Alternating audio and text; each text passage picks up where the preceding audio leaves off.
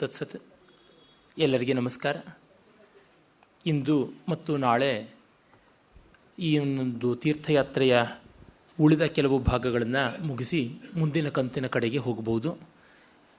ನಿನ್ನೆ ನಾನು ವಿಶೇಷವಾಗಿ ದೇವಾಲಯಗಳ ಉತ್ಸವಗಳು, ಸಂಪ್ರದಾಯ, ಪ್ರತಿಷ್ಠಾಪನಾ ವಿಧಿ ಇದನ್ನೆಲ್ಲ ಹೇಳ್ತಾ ತೀರ್ಥಕ್ಷೇತ್ರಗಳಿಗೆ ಮಹಾತ್ಮೆ ಬರುವುದಕ್ಕೆ ಕಾರಣವಾಗುವ ಮಾನವ ನಿರ್ಮಿತವಾದ ವಿಶೇಷ ವ್ಯವಸ್ಥೆಗಳು ಅದನ್ನು ಕುರಿತು ಹೇಳಿದೆ. ಅದಕ್ಕೆ ಮುನ್ನ 2 ದಿವಸಗಳಲ್ಲಿ ಸಾಮಾನ್ಯ ತೀರ್ಥಯಾತ್ರೆಯ ಒಂದು ಸ್ಥೂಲ ಪರಿಚಯ ಹಾಗೂ ದೇವಾಲಯ ವಾಸ್ತು ಶಿಲ್ಪ ನಿರ್ಮಾಣ ಇವುಗಳನ್ನು ಕುರಿತು ಹೇಳಿದ್ದೆ. ಈಗ ನಮ್ಮ ದೇಶದ ಬೇರೆ ಬೇರೆ ಪವಿತ್ರ ಸ್ಥಳಗಳ ಪರಿಚಯವನ್ನು ಕ್ರಮವಾಗಿ ಮಾಡಿಕೊಳ್ಳಬಹುದು. ಅದಕ್ಕೆ ಪೂರ್ವಪೀಠಿಕೆಯಾಗಿ ಸಪ್ತ ಕುಲಾಚಲಗಳು ಮತ್ತು ಸಪ್ತ ಸಿಂಧುಗಳು, ಸಪ್ತ ಮೋಕ್ಷದಾಯಕ ಪುರಗಳು ಇವುಗಳನ್ನು ತಿಳ್ಕೊಳ್ಬೇಕು. ನಮ್ಮ ಪರಂಪರೆಯಲ್ಲಿ ಅದೆಷ್ಟು ವ್ಯವಸ್ಥಿತವಾಗಿ ವಿಸ್ತೃತವಾಗಿ ಭಯ ಆಗುವಷ್ಟು ವಿವರಗಳಿಂದ ತಂದುಕೊಟ್ಟಿದ್ದಾರೆ ಇದನ್ನು ಅಂತ ನೋಡಿದ್ರೆ ಅವರಿಗೆ ಬೇರೆ ಏನು ಕೆಲಸ ಇರಲಿಲ್ವಾ ಅಂತ ಅನಿಸುತ್ತದೆ. ನಿಜ, ನಮಗೆ ನಮ್ಮ ಅವಸರದ ಬದುಕಿಗೆ ಹಾಗನಿಸುತ್ತೆ. ಆದರೆ ಅವರಷ್ಟು ಪ್ರೀತಿಸಿದ್ದಾರೆ ಈ ಸ್ಥಳವನ್ನು ಅಂತ ನಮಗೆ ತಿಳಿಯುತ್ತದೆ. ಈ ಮಟ್ಟಕ್ಕೆ ಪ್ರಪಂಚ ಸಾಹಿತ್ಯದಲ್ಲಿ ಎಲ್ಲಿಯೂ ಇಲ್ಲ. ಅದನ್ನು ಕಂಡಾಗ ನಮಗೆ ನಿಬ್ಬೆರಗಾಗದೇ ಇರೋದು. ಒಂದು ಸಾಮಾನ್ಯವಾಗಿ ನೋಡಿದರೆ ಮಹಾಭಾರತದಂಥ ಒಂದು ಮಹಾಗ್ರಂಥದಲ್ಲಿ 50 ಪರ್ವತಗಳ ಹೆಸರು, 200 ನದಿಗಳ ಹೆಸರು ಬರುತ್ತೆ. ಅಂದರೆ ಎಷ್ಟು 500ಕ್ಕೂ ಹೆಚ್ಚು ಮರಗಿಡಗಳ ಹೆಸರು ಬಂದಿದೆ ಮಹಾಭಾರತದಲ್ಲಿ. ಇದು ಅಕ್ಷರಕ್ಷರವಾಗಿ ನಾನು ಹೇಳ್ತಾ ಇರ್ತಕ್ಕಂಥದ್ದು. ಆ ಮಟ್ಟಕ್ಕೆ ವಿವರಗಳನ್ನು ಕೊಟ್ಟಿದ್ದಾರೆ. ಯುರೋಪ್ ಬೇಕಾದಷ್ಟು ಸಂಸ್ಕೃತಿಯನ್ನು ಬೆಳೆಸಿದೆ. ಆಫ್ರಿಕಾ ಅದು ಬೇರೆ ಬೇರೆ ಸಂಸ್ಕೃತಿಗಳನ್ನು ಬೆಳೆಸಿದೆ. ಮತ್ತು ಮಧ್ಯ ಅಮೆರಿಕ, ಸೆಂಟ್ರಲ್ ಅಮೆರಿಕ ಅದು ಒಂದಷ್ಟು ಸಂಸ್ಕೃತಿಗಳನ್ನು ಬೆಳೆಸಿದೆ. ಹಾಗೆ ದಕ್ಷಿಣ ಅಮೆರಿಕಾದ ಕೆಲವು ಭಾಗ, ಮತ್ತು ನಮಗೆ ಗೊತ್ತಿರುವಂತೆ ಚೈನಾ ಮೊದಲಾದ ಬೇರೆ ಪ್ರಾಂತಗಳು ಇವೆ.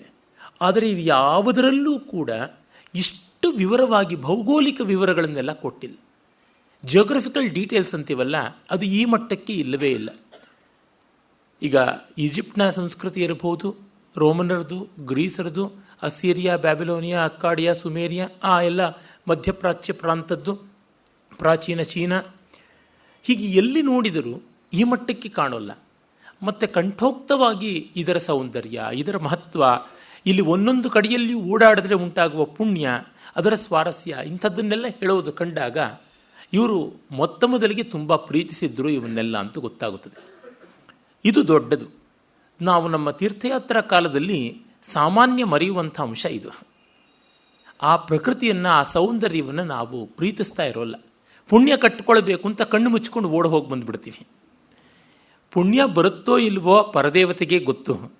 ಅರೆ ಸಂತೋಷ ಆಗಬೇಕಲ್ವಾ, ನಮಗೆ ಕಣ್ಮನಗಳಿಗೆ ತಣಿವಾಗಬೇಕಲ್ವಾ, ಅದನ್ನು ಮಾಡ್ತಿರೋಲ್ಲ. ಜೊತೆಗೆ ಎಷ್ಟೋ ನಮ್ಮ ತೀರ್ಥಗಳನ್ನು ನಾವು ಹದಗೆಡಿಸಿ ಇವತ್ತು ನೋಡೋಕ್ಕೆ ಚೆನ್ನಾಗಿಲ್ಲದಂತೆಯೂ ಮಾಡಿದ್ದೀವಿ. ಅದನ್ನು ನಾವು ಕಂಡಾಗ ಯಾವ ರೀತಿ ನಡ್ಕೊಳ್ಳಬಾರದು, ತೀರ್ಥಕ್ಷೇತ್ರಗಳಲ್ಲಿ ಎಷ್ಟು ಪಾತಕ ಮಾಡಿದ್ದೇವೆ ಅಂತಲೂ ಗೊತ್ತಾಗುತ್ತದೆ. ಕೆಲವೊಮ್ಮೆ ನಮ್ಮ ಭಕ್ತಿ ಅತಿರೇಕದಿಂದಲೇ ಆಗಿರುತ್ತದೆ, ಕೆಲವೊಮ್ಮೆ ಸಾಮಾಜಿಕ ಪ್ರಜ್ಞೆ ಒಂದು ಸ್ವಲ್ಪವೂ ಇಲ್ಲದೇ ಆಗಿರುತ್ತದೆ. ಇರಲಿ, ಆದರೆ ನಮ್ಮ ಪೂರ್ವಜರು ಆ ರೀತಿಯಾದ ಅಶ್ಲೀಲವನ್ನು ತೀರ್ಥಕ್ಷೇತ್ರಾದಿಗಳಲ್ಲಿ ತಂದುಕೊಡಬಾರದು ಅನ್ನುವ ಪ್ರಯತ್ನ ಮಾಡಿದ್ದಕ್ಕೆ ಬೇಕಾದಷ್ಟು ಸೂಚನೆಗಳು ಸಿಗುತ್ತವೆ. ಅವನ್ನು ಆನುಷಂಗಿಕವಾಗಿ ಹೇಳ್ತೀನಿ. ಮೊದಲಿಗೆ ಸ್ಥಾವರ ತೀರ್ಥ ಅಂತ ನಾನು ಹೇಳಿದ್ದೆ, ಪರ್ವತಗಳು. ಅದರೊಳಗೆ ನಮ್ಮ ದೇಶದ ಪರ್ವತಗಳನ್ನು ಕುರಿತು ನಾವು ಕಾಣ್ತೀವಿ. ಬೇರೆ ಬೇರೆ ಸಂಸ್ಕೃತಿಗಳಲ್ಲಿ ಬೆಟ್ಟಗಳನ್ನು ಕುರಿತು ಒಂದಷ್ಟು ಗೌರವದ ಮಾತುಗಳು ಎಲ್ಲ ಬಂದಿವೆ. ಆದರೆ ಆ ಪರ್ವತಗಳನ್ನು ಒಂದು ಕುಟುಂಬವಾಗಿ ಭಾವಿಸಿ ಅವುಗಳಿಗೆ ಪತ್ನಿಯರು, ಪುತ್ರರು ಅಂತೆಲ್ಲ ಮಾಡಿಕೊಂಡು ಹೋಗುವುದು ನಮಗೇ ಸಂದದ್ದು. ಇಡೀ ಜಗತ್ತನ್ನು ನಾವು ಒಂದು ಕೌಟುಂಬಿಕನಂತೆ ಕಾಣ್ತೀವಿ, ವಿಶ್ವ ಕುಟುಂಬ ಅಂತಲೇ ನೋಡ್ತೀವಿ. ಈ ಸಪ್ತ ಕುಲಾಚಲಗಳು ಅಂತ ಏನು ಹೇಳ್ತಾರೆ, ಮಹೇಂದ್ರೋ ಮಲಯೋ ಸಹ್ಯ ಮಲಯ ಸಹ್ಯ ದೇವತಾತ್ಮ ಹಿಮಾಲಯ ಧ್ಯೇಯೋ ರೈವತಕೋ ವಿಂಧ್ಯ ಗಿರಿಶ್ಚಾರಾವಲಿಸ್ತತ ಅಂತ, ಗಿರಿಫ್ ಪಾರಾವತಸ್ತತ ಅಂತ, ಗಿರಿಫ್ ಪಾರಿಯಾತ್ರಸ್ತತ ಅಂತ ಹೀಗೆಲ್ಲ ಪಾಠಭೇದಗಳು ಉಂಟು. ತಾತ್ಪರ್ಯತಃ ಮಹೇಂದ್ರ, ಮಲಯ, ಸಹ್ಯ, ಹಿಮಾಲಯ, ದೇವತಾತ್ಮ, ಹಿಮಾಲಯ ಕಾಳಿದಾಸ ಕೊಟ್ಟ ವಿಶೇಷಣ. ಮತ್ತು ರೈವತಕ, ವಿಂಧ್ಯ, ಪಾರಿಯಾತ್ರ, ಶುಕ್ತಿಮಾನ್ ಅಂತಲೂ ಕೆಲವರು ಹೇಳ್ತಾರೆ, ಆರಾವಳಿ ಅಂತ. ಒಟ್ಟಿನಲ್ಲಿ ಸಾಮಾನ್ಯ 7 ಅಂತ ಲೆಕ್ಕಕ್ಕಿಟ್ಟಿದ್ದೀವಿ. ಈ 7ರಲ್ಲಿ ಎಲ್ಲವೂ ಒಂದೇ ಮಟ್ಟದ ಘನತೆಯನ್ನು ಭೌಗೋಳಿಕವಾಗಿ ಭೌತಿಕವಾಗಿ ಹೊಂದಿಲ್ಲ. ಕೆಲವು ತುಂಬ ದೊಡ್ಡವು, ಕೆಲವು ಸಣ್ಣ ಪುಟ್ಟವು ಆದರೂ ಹೇಳಿದ್ದಾರೆ. ಮತ್ತು ಕೆಲವು ಸೂಕ್ಷ್ಮತೆಗಳು ಇವೆ. ಉದಾಹರಣೆಗೆ ಹಿಮಾಲಯವನ್ನು ನಾವು ತುಂಬ ದೊಡ್ಡ ಪರ್ವತ, ಅತ್ಯಂತ ನಿಡಿದಾದ ಪರ್ವತ ಶ್ರೇಣಿ ಅಂತೆಲ್ಲ ಹೇಳ್ತೀವಿ. ಆದರೆ ಅದಕ್ಕಿಂತ ಪ್ರಾಚೀನವಾದ ಪರ್ವತ ಶ್ರೇಣಿಗಳಲ್ಲಿ ನಮ್ಮ ಸಹ್ಯಾದ್ರಿ, ವಿಂಧ್ಯ ಪರ್ವತ ಇವೆಲ್ಲ ಬರುತ್ತವೆ. ಈ ರೀತಿ ಕಂಡಾಗ ಇವುಗಳಿಗೆ ಹಿಮಾಲಯದ ಎತ್ತರ ಬಿತ್ತರ ಆ ಮಟ್ಟಕ್ಕಿಲ್ಲದೆ ಇರಬಹುದು, ಆದರೂ ಇದೆ ಅಂತ ಗೊತ್ತಾಗುತ್ತದೆ. ಕೆಲವೊಮ್ಮೆ ಮಹೇಂದ್ರ, ರೈವತಕ ಇವೆಲ್ಲ ತುಂಬ ಅಲ್ಪೀಯವಾದಂಥ ಬೆಟ್ಟಗಳು ಅಂತ ಅನಿಸ್ಬಿಡುತ್ತೆ, ಮಹಾಪರ್ವತ ಶ್ರೇಣಿಗೆ ಬರೋಲ್ಲ ಅಂತ. ಆದರೆ ಬೇರೆ ಬೇರೆ ಕಾರಣಗಳಿಗೋಸ್ಕರವಾಗಿ ಅವನ್ನು ಈ ಪಂಕ್ತಿಗೆ ಸೇರಿಸಿದ್ದಾರೆ ಅಂತ ನಾವು ತಿಳ್ಕೊಳ್ಳಬಹುದು. ಆದರೆ ಮೊತ್ತ ಮೊದಲಿಗಂತೂ ಹಿಮಾಲಯದ್ದು ವಿಶೇಷತೆ ಇದ್ದೇ ಇದೆ. ನಾವು ಈ ಕ್ರಮದಲ್ಲಿಯೇ ಹೋಗೋಣ. ಮಹೇಂದ್ರ ಸಹ್ಯ, ಮಲಯ ಸಹ್ಯ ಅಂತ ಹಾಗೆ ಹೋಗ್ಬೋದು. ಮಹೇಂದ್ರ ಪರ್ವತ ಇದನ್ನು ಎಲ್ಲಿದೆ ಅಂತ ಹುಡುಕಾಡಬೇಕಾದ ಪರಿಸ್ಥಿತಿ ಇದೆ. ರಾಮಾಯಣದ ಪ್ರಕಾರವಾಗಿ ಮಹೇಂದ್ರ ಪರ್ವತ ದಕ್ಷಿಣದಲ್ಲಿರುವಂಥದ್ದು. ಹನುಮಂತ ಅದರ ಮೇಲಿಂದಲೇ ಸಮುದ್ರೋಲ್ಲಂಘನ ಮಾಡಿದ್ದು. ಅದೀಗ ದೊಡ್ಡ ರೀತಿಯಲ್ಲಿ ಕಾಣಿಸೋಲ್ಲ. ಅದಕ್ಕೇನೆ ಹೇಳ್ತಾರೆ ಉತ್ತರ ಅಂದರೆ, ಹನುಮಂತ ಮೆಟ್ಟಿದ ಮೇಲೆ ಅದು ಪಾತಾಳಕ್ಕೆ ಹೊರಟೋಗ್ಬಿಡ್ತು ಅಂತ. ಆದರೆ ಅಲ್ಲಿ ಈ ಬಗೆಯ ಕಲ್ಪನೆ ಮಾಡುವುದಕ್ಕಿಂತ ಮಹೇಂದ್ರ ಪರ್ವತ ಈ ಪೂರ್ವ ಘಟ್ಟಗಳ ಒಂದು ಭಾಗ ಅಂತ ತೆಗೆದುಕೊಳ್ಳೋದು ಯುಕ್ತ. ಪಶ್ಚಿಮ ಘಟ್ಟ ನಮಗಂತೂ ಗೊತ್ತೇ ಇದೆ. ಪಶ್ಚಿಮ ಘಟ್ಟದಲ್ಲಿ ನಾವು ಆರಾವಳಿಯ ಶ್ರೇಣಿಯಿಂದ ಮೊದಲುಗೊಂಡು ಸಹ್ಯಾದ್ರಿ ಶ್ರೇಣಿಗಳು, ಸಹ್ಯಾದ್ರಿ, ನೀಲಮಲೆ ಈ ಥರ ಕೇರಳದವರೆಗೆ ಹೋಗಿರುವಂಥದ್ದು ನೋಡ್ತೀವಿ. ಹಾಗಲ್ಲದೆ ಪೂರ್ವ ಘಟ್ಟಗಳನ್ನು ಕಂಡಾಗ ನಮಗೆ ಈ ಉತ್ಕಲ ಮತ್ತು ಬಂಗಾಳದ ಆ ಆಸುಪಾಸಿನಲ್ಲಿ, ವಿಶೇಷತಃ ಉತ್ಕಲದಲ್ಲಿ ಅಂದರೆ ಇವತ್ತಿನ ಒರಿಸ್ಸಾ ಅಂತ ಯಾವುದಿದೆ ಅಲ್ಲಿ ಕಾಣಿಸಿಕೊಳ್ತಕ್ಕಂಥದ್ದು ಮಹೇಂದ್ರ ಅಂತ. ಕಾಳಿದಾಸ ತನ್ನ ರಘುವಂಶದಲ್ಲಿ 4ನೇ ಸರ್ಗದಲ್ಲಿ ಈ ರೀತಿಯಾದ ಉಲ್ಲೇಖವನ್ನೇ ಅವನು ಮಾಡ್ತಾನೆ ಅಂತ ಗೊತ್ತಾಗುತ್ತದೆ. ಒರಿಸ್ಸಾದ ಗಂಜಾಂ ಜಿಲ್ಲೆ ಯಾವುದಿದೆ ಆ ಜಿಲ್ಲೆಯಲ್ಲಿ ಹಾದು ಹೋಗತಕ್ಕಂಥ ಭಾಗ ಅದು ಸುಮಾರು 4916 ಅಡಿ ಎತ್ತರ ಇರತಕ್ಕಂಥ ಒಂದು ಶಿಖರವನ್ನು ಮಹೇಂದ್ರ ಅಂತ ಕರೀತಾರೆ ಅಂತ. ಅವನು ಮಹೇಂದ್ರಾಧಿಪತಿ ಅಂತಲೇ ಕಳಿಂಗದ ರಾಜನನ್ನು ಗುರುತಿಸ್ತಾನೆ. ಅದಕ್ಕೆ 6ನೇ ಸರ್ಗದಲ್ಲಿ ಕೂಡ ರೆಫರೆನ್ಸನ್ನು ನಾವು ನೋಡ್ತೀವಿ ಕಾಳಿದಾಸನ ರಘುವಂಶದಲ್ಲಿ. ಹೀಗೆ ಕಂಡಾಗ ಕಳಿಂಗ ದೇಶ ಅದು ಇವತ್ತಿಗೂ ನಮಗೆ ಗೊತ್ತಾಗುವಂತೆ ಒರಿಸ್ಸಾ ಗುಡ್ಡಗಾಡುಗಳ ದಟ್ಟವಾದ ಕಾಡಿನ ಪ್ರದೇಶ. ಎಲ್ಲಿ ಬೆಟ್ಟ ಇರುತ್ತದೋ ಅಲ್ಲಿ ಸಾಮಾನ್ಯ ಕಾಡಿರುತ್ತದೆ. ಮರುಭೂಮಿಗಳನ್ನು ಒಂದನ್ನು ಬಿಟ್ಟರೆ, ಹಿಮಭೂಮಿಗಳನ್ನು ಒಂದನ್ನು ಬಿಟ್ಟರೆ ಬೆಟ್ಟ ಇದ್ದಲ್ಲೆಲ್ಲ ಕಾಡು ಇದ್ದೇ ಇರುತ್ತದೆ. ಕಾಡಿದ್ದಲ್ಲಿ, ಬೆಟ್ಟ ಇದ್ದಲ್ಲಿ ನದಿ, ಝರಿ ಇವುಗಳಿಗೆ ಕೊರತೆ ಇಲ್ಲ.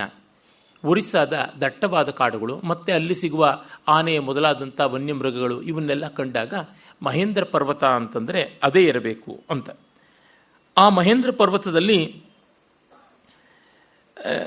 ಮೇಘಹಾಸಿನಿ ಮೊದಲಾದ ಬೇರೆ ಬೇರೆ ಶಿಖರಗಳು ಕೂಡ ಇವೆ ಅಂತ ಹೇಳ್ತಾರೆ.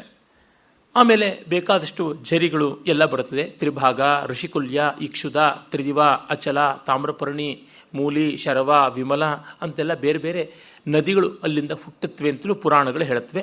ಮತ್ಸ್ಯ ಪುರಾಣದಲ್ಲಿ ಈ ಉಲ್ಲೇಖ ಬರುತ್ತೆ. ಅಲ್ಲಿ ರಾಜರಾಜ ಚೋಳ ಮತ್ತು ಅದಕ್ಕೂ ಮುನ್ನ ಚೋಳನಿಗಿಂತ ಸುಮಾರು 700-800 ವರ್ಷಗಳ ಮುನ್ನ ಖಾರವೇಲ ಇಂಥವರೆಲ್ಲರೂ ಕೂಡ ಆ ಪರ್ವತ ಶ್ರೇಣಿಗಳಲ್ಲಿ ಬೇರೆ ಬೇರೆ ಧಾಮಗಳನ್ನು ಕಟ್ಟಿಸಿದ್ದಾರೆ ಅಂತ ಕೂಡ ಗೊತ್ತಾಗುತ್ತದೆ. ವಿಜಯ ಸ್ತಂಭಗಳನ್ನು ಸ್ಥಾಪನೆ ಮಾಡಿದರು ಅಂತ. ಸಪ್ತ ಚಿರಂಜೀವಿಗಳಲ್ಲಿ ಒಬ್ಬನಾದ ಮಾರ್ಕಂಡ್ ಇವನು ನಮ್ಮ ಪರಶುರಾಮ ಮಹೇಂದ್ರ ಪರ್ವತ ವಾಸಿಯಾಗಿದ್ದ ಅಂತಲೂ ಗೊತ್ತಾಗುತ್ತದೆ. ಹೀಗಾಗಿ ಮಹೇಂದ್ರ ಪರ್ವತ ಅನ್ನೋದನ್ನು ಪೂರ್ವಘಟ್ಟದ ಒಂದು ಭಾಗವಾಗಿ ನೋಡಬಹುದು. ಆ ಮಹೇಂದ್ರ ಶಿಖರದ ಮೇಲೆ ಪಾಂಡವರ ಪ್ರತೀಕವಾಗಿ ದೇವಸ್ಥಾನ ಉಂಟು, ಇಂದು ಕಾಣಸಿಗುತ್ತದೆ. ಕುಂತಿಯ ದೇವಸ್ಥಾನ ಇದೆ, ಮಹಾಮಾತೆ ಕುಂತಿಯ ದೇವಸ್ಥಾನವನ್ನು ಮಾಡಿದ್ದಾರೆ. ಧರ್ಮರಾಜ, ಭೀಮಾರ್ಜುನಾದಿಗಳದು ಮಂದಿರ ಉಂಟು. ಆ ಕುಂತಿ ದೇವಾಲಯದಲ್ಲಿ ಒಂದು ಶಿವಲಿಂಗವನ್ನು ಸ್ಥಾಪನೆ ಮಾಡಿ ಗೋಕರ್ಣೇಶ್ವರ ಅಂತ ಪೂಜೆ ಮಾಡ್ತಾರೆ. ಹೀಗೆ ಮಹೇಂದ್ರ ಪರ್ವತ ಪಾವನವಾದದ್ದು, ಸಂಚಾರ್ಯವಾದದ್ದು ಅಂತ. ದೊಡ್ಡ ದೊಡ್ಡ ಬೆಟ್ಟಗಳು, ಗುಡ್ಡಗಳು, ಕಾಡುಗಳನ್ನು ಎಲ್ಲವನ್ನು ಓಡಾಡಿ ಬಂದರೆ ವ್ಯಾಪ್ತಿ ಬರುತ್ತದೆ, ವೈಶಾಲ್ಯ ಬರುತ್ತದೆ, ಮನುಷ್ಯನ ಸಣ್ಣತನ ಹೋಗುತ್ತದೆ ಅಂತ DVG ತಮ್ಮ ಪರಶುರಾಮ ನಾಟಕದಲ್ಲಿ ಪರಶುರಾಮನಿಗೆ ತೀರ್ಥಯಾತ್ರೆ ಮಾಡು ಅಂತ ಹೇಳ್ತಾನೆ.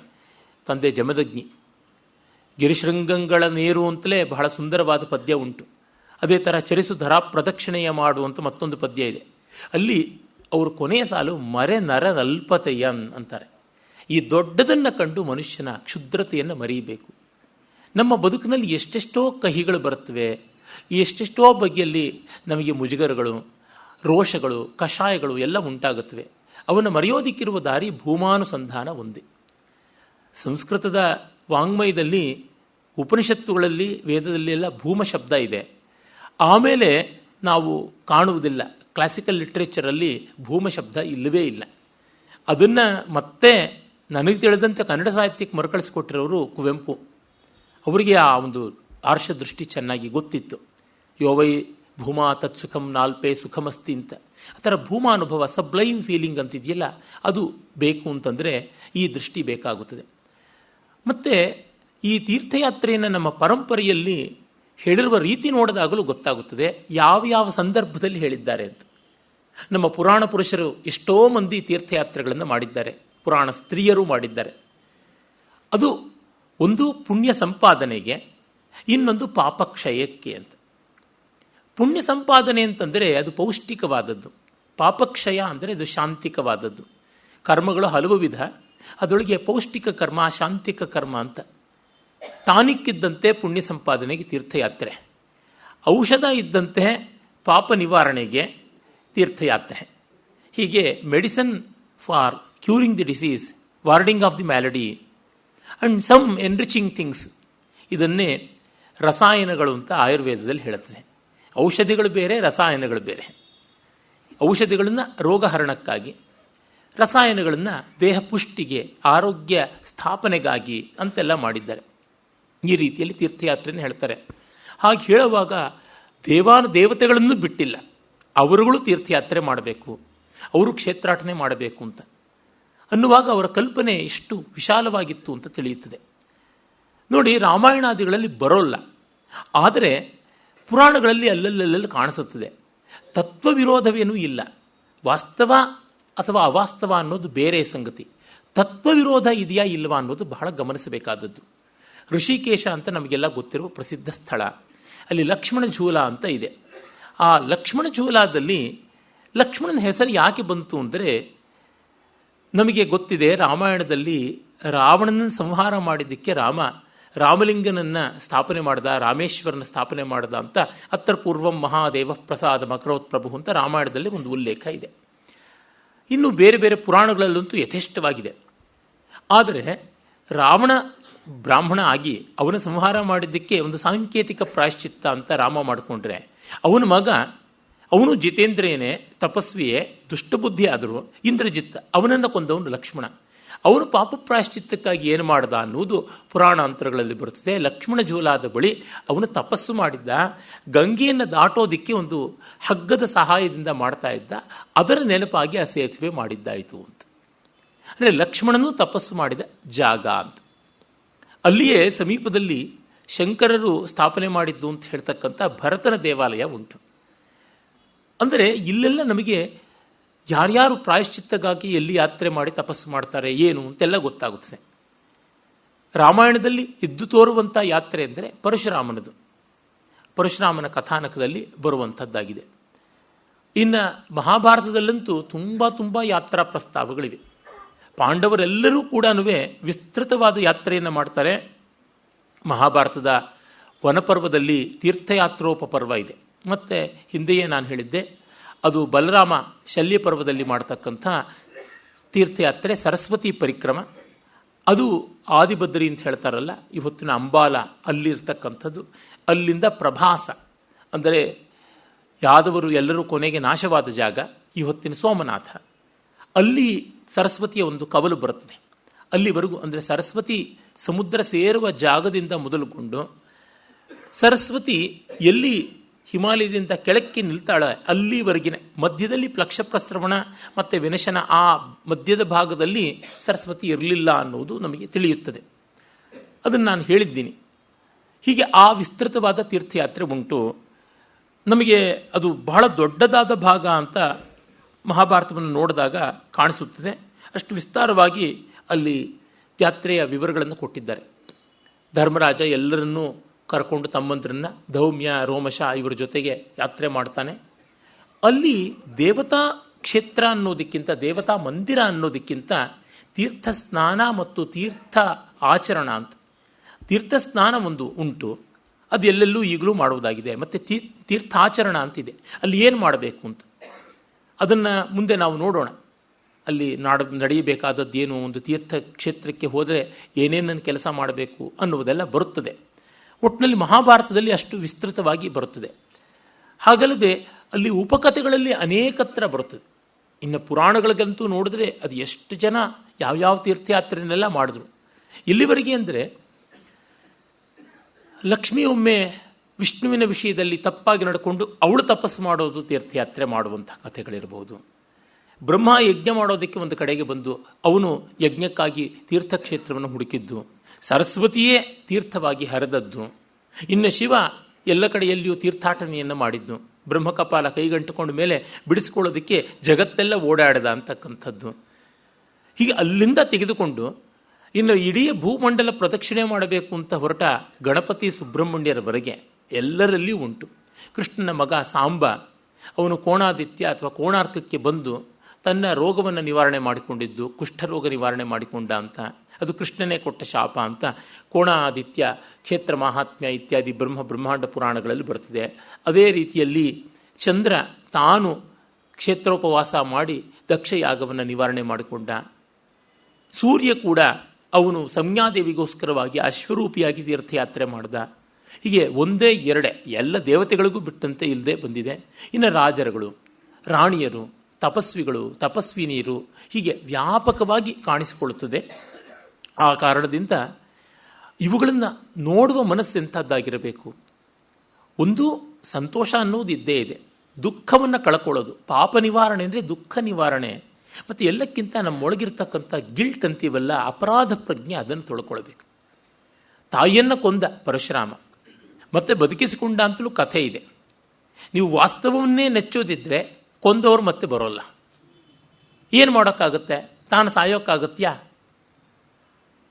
ಆದೀತೆ ಸವಿಯೇ ಸರಿಯೇ. ಹಾಗಾಗಿ ತೀರ್ಥಯಾತ್ರೆ ಮಾಡಬೇಕು. ಪ್ರತಿಯೊಂದು ಕಡೆಯಲ್ಲಿಯೂ ಅದನ್ನು ಹೇಳ್ತೀವಿ. ನಮ್ಮ ಪ್ರಸಿದ್ಧವಾದ ತುಂಗಾ ನದಿಯ ತೀರದ ಒಂದು ಗ್ರಾಮ ತೀರ್ಥಹಳ್ಳಿ. ಆ ತೀರ್ಥಹಳ್ಳಿಯಲ್ಲಿ ಅವನು ಪರಶುರಾಮ ತನ್ನ ತಾಯಿಯ ರಕ್ತದಿಂದ ಪ್ಲಾವಿತವಾದ ಕೊಡಲಿಯ ಅಲುಗನ್ನು ತೊಳೆಯೋದಕ್ಕೆ ಎಲ್ಲೆಲ್ಲಿ ಹೋದರೂ ಕಟ್ಟಕಡೆಯಲ್ಲಿ ಒಂದು ಎಳ್ಳಿನಷ್ಟು ಮಾತ್ರ ರಕ್ತ ಅಂಟಿಕೊಂಡದ್ದು ಹೋಗಲೇ ಇಲ್ಲ. ಅಲ್ಲಿ ಅಮಾವಾಸ್ಯೆಯ ದಿವಸ ಅದನ್ನು ತೊಳೆದುಕೊಂಡಾಗ ಎಳ್ಳಿನಷ್ಟು ಭಾಗದ ರಕ್ತದ ಕಲಿಯು ಹೋಯಿತು. ಅದು ಎಳ್ಳಮಾವಾಸ್ಯೆ ಅಂತ ಆಯಿತು. ಅಲ್ಲಿ ಅಗಸ್ತ್ಯೇಶ್ವರನ ಪೂಜೆ ಮಾಡ್ದ ಅಂತೆಲ್ಲ ಕಥೆ ಉಂಟು. ಅಂದರೆ ಎಲ್ಲಿ ನೋಡಿದರೂ ಕೂಡ ಈ ರೀತಿಯಾದ ಕಥೆಗಳು ಕಾಣಿಸುತ್ತದೆ. ಅಪರಾಧ ಪ್ರಜ್ಞೆಯನ್ನು ಮೀರುವುದು ಒಂದು ಆರೋಗ್ಯಕರವಾದ ಸಮಾಜಕ್ಕೆ ಇದು ತುಂಬ ತುಂಬ ಅವಶ್ಯಕವಾದದ್ದು. Reinforcing self confidence and overcoming guilt ಬಹಳ ಬಹಳ ಮುಖ್ಯವಾದದ್ದು. ಈಗೆಲ್ಲ ಅದಕ್ಕೆ ಕೌನ್ಸಿಲಿಂಗ್ ಅಂತೆ ಮತ್ತೊಂದಂತೆ ಬೇಕಾದ್ರೆ ಶಾಕ್ ಟ್ರೀಟ್ಮೆಂಟು ಕೊಡ್ತಾರೆ, ಬೇಕಾದಂತೆ ಉಂಟು. ಹಿಂದೆ ಇದು ಸ್ವಾಸ್ಥ್ಯ ತಂದುಕೊಡುವ ಒಳ್ಳೆಯ ಮಾರ್ಗವೂ ಆಗಿತ್ತು. ಮತ್ತು ಲೋಕಾವೇಕ್ಷಣೆ ಅದು ಬಹಳ ಮುಖ್ಯ. ಅರ್ಜುನ ತನ್ನ ಅಣ್ಣನನ್ನು ಶಯ್ಯಾಗ್ರಹದಲ್ಲಿ ನೋಡಿದ್ದ ಪ್ರಾಯಶ್ಚಿತ್ತ ಮಾಡಿಕೊಳ್ಳೋದಕ್ಕೋಸ್ಕರ ತೀರ್ಥಯಾತ್ರೆ ಮಾಡ್ದ ಅಂತ ಮಹಾಭಾರತದಲ್ಲಿ ಬರ್ತದೆ. ಪಾಂಡವರು ಮಾಡಿದ ತೀರ್ಥಯಾತ್ರೆಯಲ್ಲಿ ಅರ್ಜುನಂದೇ ಮೊದಲು ಆರಂಭವಾಗುತ್ತದೆ. ಅದು ವ್ಯಾಪಕವಾಗಿ ನಡೆದಂಥ ತೀರ್ಥಯಾತ್ರೆ. ಕೆಲವು ಪ್ರಕಾರ 1 ವರ್ಷ, ಇನ್ನು ಕೆಲವು ಪ್ರಕಾರ 12 ವರ್ಷ ಅಂತೆಲ್ಲ ಉಂಟು. ಅಂದರೆ ಮೂಲದ ಮುಖ್ಯ ಪಾತ್ರಗಳು ಎಷ್ಟು ಯಾತ್ರೆ ಮಾಡುತ್ತವೆ ಅನ್ನೋದನ್ನು ಮಹಾಭಾರತದಲ್ಲಿ ಕಾಣ್ತೀವಿ. ಇನ್ನು ಬಲರಾಮಂದಂತೂ ನಾನು ಹೇಳಿಯೇ ಇದ್ದೀನಿ.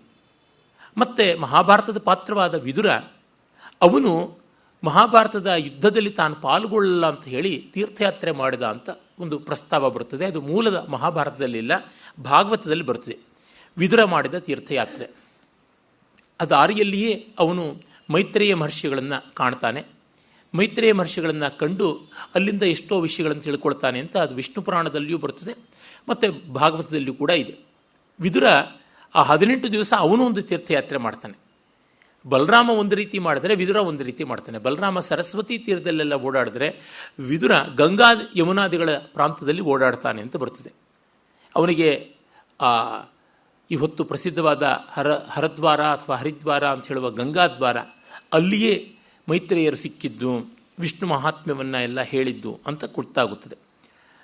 ಮತ್ತು ಮಹಾಭಾರತದ ಕಡೆಯಲ್ಲಿ ಪಾಂಡವರು ಸ್ವರ್ಗಾರೋಹಣ ಮಾಡುವಾಗ ಅವರು ಒಂದು ಈ ವಿಸ್ತೃತವಾದ ಪರಿಕ್ರಮ ಮಾಡ್ತಾರೆ, ಅದೊಂದು ಬಗೆಯಲ್ಲಿ ತೀರ್ಥಯಾತ್ರೆ ಆಗುತ್ತದೆ. ಹೀಗೆ ಮನಸ್ಸಿಗೆ ಖೇದ ಬಂದಾಗ, ವಿರಕ್ತಿ ಬಂದಾಗ ಮಾಡುವಂಥ ತೀರ್ಥಯಾತ್ರೆಗಳು ಪ್ರಾಯಶ್ಚಿತ್ತ ರೂಪವಾದದ್ದು, ಸಂತೋಷ ಉಲ್ಲಾಸಕ್ಕಾಗಿ ಮಾಡತಕ್ಕಂಥ, ಅದು ಪುಣ್ಯ ಸಂಪಾದನೆ ಅನ್ನುವ ರೀತಿಯಲ್ಲಿ ಮಾಡಿದ್ದು. ಹಾಗಲ್ಲದೆ ದೇಶಾಟನೆ ಅಂತೂ ಕೂಡ ಒಂದು ಉಂಟು. ನಮ್ಮ ರಾಜಕುಮಾರರನ್ನು, ರಾಜರುಗಳನ್ನು ಇವರನ್ನೆಲ್ಲ ತರಬೇತಿ ಮಾಡುವಾಗ ಅವರು ಊರೂರು ಓಡಾಡ್ತಾ ಇದ್ರು, ಬೇರೆ ಬೇರೆ ಪ್ರಾಂತ್ಯಗಳಲ್ಲೆಲ್ಲ ತಿರುಗುತ್ತಾ ಇದ್ರು.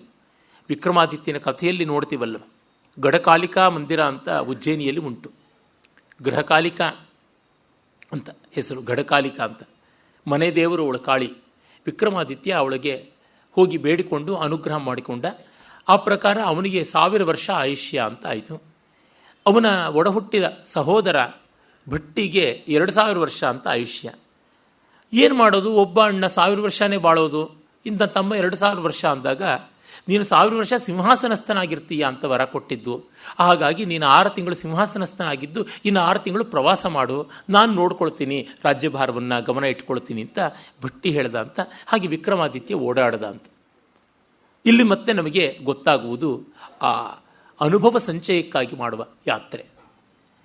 ಇನ್ನು ನಮ್ಮ ಪರಂಪರೆಯಲ್ಲಿ ಯತಿಗಳು, ವಿದ್ವಾಂಸರು, ಸನ್ಯಾಸಿಗಳು, ವರ್ತಕರು ಮಾಡುವ ಯಾತ್ರೆಗೆ ಕೊನೆ ಮೊದಲೇ ಇಲ್ಲ. ತುಂಬ ಪರಿವ್ರಾಜಕರು ಇವರೇ. ದೊಡ್ಡ ಕಮ್ಯುನಿಸ್ಟ್ ವಿದ್ವಾಂಸರಾದಂಥ ರಾಹುಲ್ ಸಾಂಕೃತ್ಯಾಯನರು ಘುಮಕ್ಕಡ್ ಶಾಸ್ತ್ರ ಅಂತಲೇ ಒಂದು ಪುಸ್ತಕ ಬರೆದಿದ್ದಾರೆ. ಘುಮಕ್ಕಡ್ ಅಂದರೆ ಹಿಂದಿನಲ್ಲಿ ಓಡಾಟ, ತಿರುಗಾಟ ಅಂತ. ಅವರಿಗೆ ನಮ್ಮ ಪರಂಪರೆಯನ್ನು ಕಂಡ್ರೆ ಒಳ್ಳೆಯ ಅಭಿಪ್ರಾಯವೇ ಇಲ್ಲ. ಆದರೆ ಅವರು ಕಾಳಿದಾಸನ ಕಂಡ್ರೆ ಇಷ್ಟ ಇಲ್ಲ, ಶಂಕರನ ಕಂಡ್ರೆ ಇಷ್ಟ ಇಲ್ಲ. ಅಂಥವರು ನನಗೆ ಇವರಿಬ್ಬರು ತುಂಬ ಇಷ್ಟ, ಯಾಕೆಂದರೆ ಚಿಕ್ಕ ವಯಸ್ಸಿಗೆ ತುಂಬ ಓಡಾಡಿದ್ದಾರೆ ಅದಕ್ಕೆ ಅಂತ ಬರೀತಾರೆ. ಕಾಳಿದಾಸ ವ್ಯಾಪಕವಾಗಿ ಓಡಾಡಿದವನು.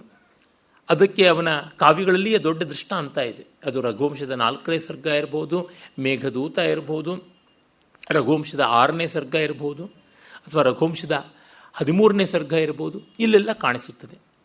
ಶಂಕರರಂತೂ 3 ಬಾರಿ ಇಡೀ ಭಾರತವನ್ನು ಪ್ರವಾಸ ಮಾಡಿದ್ರು ಅಂತ. ಹಾಗೆ ರಾಮಾನುಜರು, ಮಧ್ವರು, ವಲ್ಲಭರು, ನಿಂಬಾರ್ಕರು ಇವರೆಲ್ಲರೂ ತೀರ್ಥಯಾತ್ರೆಗಳನ್ನು ಮಾಡಿದಂಥವರೇ. ಅದೇ ರೀತಿಯಾಗಿ ಎಷ್ಟೋ ಅನಾಮಧೇಯರಾದಂಥ ಯತಿಗಳು, ಪರಿವ್ರಾಜಕರು, ಸನ್ಯಾಸಿಗಳು ಇದ್ದೇ ಇದ್ದಾರೆ. ಬುದ್ಧನು ಸಾಕಷ್ಟು ಪ್ರವಾಸ ಮಾಡಿದ್ದ ಅಂತ ಗೊತ್ತಾಗುತ್ತದೆ. ಅದನ್ನು ಇನ್ನೂ ವಿಸ್ತರಿಸಿಬಿಟ್ರು ಬುದ್ಧನ ಉತ್ತರೋತ್ತರ ಕಾಲದವರು. ಕಂಚಿವರೆಗೂ ಬುದ್ಧ ಬಂದಿದ್ದ ಅಂತ ಯುಎನ್ ಸಾಂಗೆಲ್ಲ ಬರೀತಾನೆ. ಇಲ್ಲ, ಹಾಗೆ ಬಂದಿರಲಿಲ್ಲ. ಆದರೆ ಅವನು ವ್ಯಾಪಕವಾಗಿ ಓಡಾಟ ಮಾಡಿದ್ದ. ಬೌದ್ಧ ಸನ್ಯಾಸಿಗಳು ತುಂಬ ಓಡಾಟ ಮಾಡಿದ್ದಾರೆ, ಜೈನ ಯತಿಗಳು ಮಾಡಿದ್ದಾರೆ. ಹಾಗಲ್ಲದೆ ಸಂಸಾರದ ಸಮೇತವಾಗಿ ತೀರ್ಥಯಾತ್ರೆಯನ್ನು ಮಾಡಿದಂಥ ಮಹನೀಯರಿಗೆ, ಮಹಿಳೆಯರಿಗೆ ಏನೂ ಕೊರತೆ ಇಲ್ಲ. ಈ ರೀತಿಯಲ್ಲಿ ತೀರ್ಥಯಾತ್ರೆಯನ್ನು ಪಾಪ ನಿವೃತ್ತಿ, ಪುಣ್ಯ ಸಂಪಾದನ, ಪ್ರಜ್ಞಾ ಸಂಪಾದನ, ಜ್ಞಾನಾರ್ಜನ ಈ ಥರ ಮಾಡಿದ್ದಾರೆ. ವಿದ್ವಾಂಸರುಗಳು ಆಶ್ರಯವನ್ನು ಬಯಸಿ ವಿದ್ವತ್ತೆ ಪ್ರದರ್ಶನಕ್ಕಾಗಿ ಎಲ್ಲ ಕಡೆ ಮಾಡಿದ್ದಾರೆ. ಒಂದು ಕ್ಲಾಸಿಕ್ ಎಕ್ಸಾಂಪಲ್ ಅಂದರೆ ಬಿಲ್ಹಣ. ಕಾಶ್ಮೀರದಲ್ಲಿ ಅವನು ಪರಿಹಾಸಪುರ, ಪ್ರವರಪುರ ಆ ಎಲ್ಲ ಪ್ರಾಂತದಲ್ಲಿದ್ದವನು. ಈ ಹೊತ್ತಿನ ಶ್ರೀನಗರ ಪ್ರವರಪುರ ಅಂತಂದರೆ ಅಲ್ಲಿಂದ ಅವನು ಕಾಶಿ ಕಡೆಗೆ ಬರ್ತಾನೆ. ಕರ್ಣಾವತಿ ಈ ಹೊತ್ತಿನ ಗುಜರಾತಿನ ರಾಜಧಾನಿ, ಅಲ್ಲಿಗೆ ಹೋಗ್ತಾನೆ. ಮತ್ತು ಧಾರಾನಗರಕ್ಕೆ ಬರ್ತಾನೆ, ಆಂಧ್ರ ಪ್ರದೇಶಕ್ಕೆ ಬರ್ತಾನೆ, ಕಡೆಗೆ ಕಲ್ಯಾಣಕ್ಕೆ ಬರ್ತಾನೆ. ಮತ್ತು ಅಲ್ಲಿಂದ ವಾಪಸ್ಸು ಕಾಶ್ಮೀರಕ್ಕೆ ಹೋಗ್ತಾನೆ. ಕಲ್ಯಾಣ ಅಂದರೆ ಕರ್ನಾಟಕದಲ್ಲಿರ್ತಕ್ಕಂಥ ಬಸವ ಕಲ್ಯಾಣ ಅಂತ ಇರುವ ಬೀದರ್ನ ಭಾಗ. ಹೀಗೆ ಅವನು ಬಿಲ್ಹಣ ಕವಿಯೊಂದು ಒಬ್ಬೊಂದು ಮಾತ್ರವಲ್ಲದೆ ಇನ್ನೂ ಅನೇಕರದು ಉಂಟು. ಅಪ್ಪಯ್ಯ ದೀಕ್ಷಿತರು ಸುಮಾರು ತೀರ್ಥಯಾತ್ರೆ ಮಾಡಿದರು. ಅವರ ಶಿಷ್ಯೋತ್ತಮ ಸಮರಪುಂಗವ ದೀಕ್ಷಿತ ಯಾತ್ರಾ ಪ್ರಬಂಧ ಅಂತ ಗ್ರಂಥ ಬರೆದಿದ್ದಾನೆ, ಯಾತ್ರೆ ಎಲ್ಲ ಮಾಡಿದ್ದರ ಬಗ್ಗೆ. ತತ್ಪೂರ್ವದಲ್ಲಿ ನಮ್ಮ ಕನ್ನಡದವರೇ ಆದಂಥ ವಾದರಾಜಸ್ವಾಮಿಗಳು ತೀರ್ಥಯಾತ್ರಾ ಪ್ರಬಂಧ, ತೀರ್ಥ ಪ್ರಬಂಧ ಅಂತಲೇ ಒಂದು ಗ್ರಂಥ ಬರೆದಿದ್ದಾರೆ. ತಮ್ಮ ಪ್ರವಾಸವನ್ನೆಲ್ಲ, ಯಾತ್ರೆಯನ್ನೆಲ್ಲ ಉಲ್ಲೇಖ ಮಾಡಿದ್ದಾರೆ. ಹೀಗೆ ಬೇರೆ ಬೇರೆ ವಿದ್ವತ್ತೆಯ ಪ್ರದರ್ಶನಕ್ಕಾಗಿ, ವಿದ್ಯಾ ಕೌಶಲ ಪ್ರದರ್ಶನಕ್ಕಾಗಿ ಯಾತ್ರೆ ಮಾಡಿರುವುದು ಉಂಟು. ನಮ್ಮ ಸಂಗೀತ ತ್ರಿಮೂರ್ತಿಗಳಲ್ಲಿ ಒಬ್ಬರಾದ ತ್ಯಾಗರಾಜರು ಒಂದು ಸ್ವಲ್ಪ ಮಟ್ಟಿಗೆ ತೀರ್ಥಯಾತ್ರೆ ಮಾಡಿರುವುದನ್ನು ನಾವು ಕೇಳೇ ಇದ್ದೀವಿ. ಹಾಗಲ್ಲದೆ ಅವರ ಸಮಕಾಲೀನರಾದ ಮುತ್ತುಸ್ವಾಮಿ ದೀಕ್ಷಿತರು ಕಾಶಿವರೆಗೂ ಹೋಗಿ ಅಲ್ಲಿ ಕೆಲಕಾಲ ಇದ್ದು ತೀರ್ಥಯಾತ್ರೆಯನ್ನು ಮಾಡಿ ಅಲ್ಲಿಯ ವಿದ್ಯೆಯನ್ನು ಕಲಿತುಕೊಂಡು ಬಂದರು ಅಂತ ನಮಗೆ ಗೊತ್ತಾಗುತ್ತದೆ. ಹೀಗೆ ಈ ವಿದ್ಯಾರ್ಜನೆ ಧನಾರ್ಜನೆಗೂ ಕೂಡ ಉಂಟು. ಅದಕ್ಕಾಗಿ ಯಾತ್ರೆ ಮಾಡಿರುವುದು ಗೊತ್ತಾಗುತ್ತದೆ. ಹಾಗಲ್ಲವಾದರೆ ದೇಶ ನೋಡಬೇಕು, ಕೋಶ ಓದಬೇಕು, ಈ ರೀತಿ ಗಾದೆಗಳೆಲ್ಲ ಬರ್ತಾ ಇರಲಿಲ್ಲ. ಅದಕ್ಕೆ ಇದನ್ನು ಹೇಳ್ತಿದ್ದೀನಿ ಅಂದರೆ, ಈಚಿನ ವರ್ಷಗಳಲ್ಲಿ ನಮ್ಮ ದೇಶದಲ್ಲಿ ಮತ್ತೆ ಒಂದಿಷ್ಟು ಆರ್ಥಿಕ ಸಮೃದ್ಧಿ ಬಂದು ಜನಕ್ಕೆ ಓಡಾಟ ಆರಂಭವಾಗಿದೆ. ಮೊದಲು ಇರಲಿಲ್ಲ ಅಷ್ಟು. ಪಾಪ ದಿನಗಂಡ ದೀರ್ಘಾಯುಷ್ಯ ಅಂತ ಇದ್ದಾಗ ಏನು ಯಾತ್ರೆ ಮಾಡ್ತಾರೆ, ಯಾವ ಪ್ರವಾಸ ಮಾಡ್ತಾರೆ, ಕಷ್ಟ ಇತ್ತು. ಆಗ ಇದ್ದ ದೊಡ್ಡ ಬೆನಿಫಿಟ್ಟು ಅಂದರೆ ಸರ್ಕಾರದ ಬ್ಯಾಂಕ್ನ ಕೆಲಸದವರಿಗೆ LTC leave with travel allowance ಅಂತ ಏನೋ ಇತ್ತಲ್ಲ, ಆ ಥರದ್ದು ಒಂದಷ್ಟಿತ್ತು. ಅದು ಬಿಟ್ಟರೆ ಮಿಕ್ಕಿದವರೆಲ್ಲ ಕಷ್ಟಪಟ್ಕೊಂಡು ಹೋಗಬೇಕು, ಮತ್ತು ಯಾವುದೇ ಸಹಾಯ ಇಲ್ಲ, ಆಲಂಬನ ಇಲ್ಲ ಅಂತ. ನನ್ನ ಅಜ್ಜಿಯೆಲ್ಲ ಯಾತ್ರೆ ಮಾಡಿದ್ದನ್ನು ಹೇಳ್ತಾ ಇದ್ರು.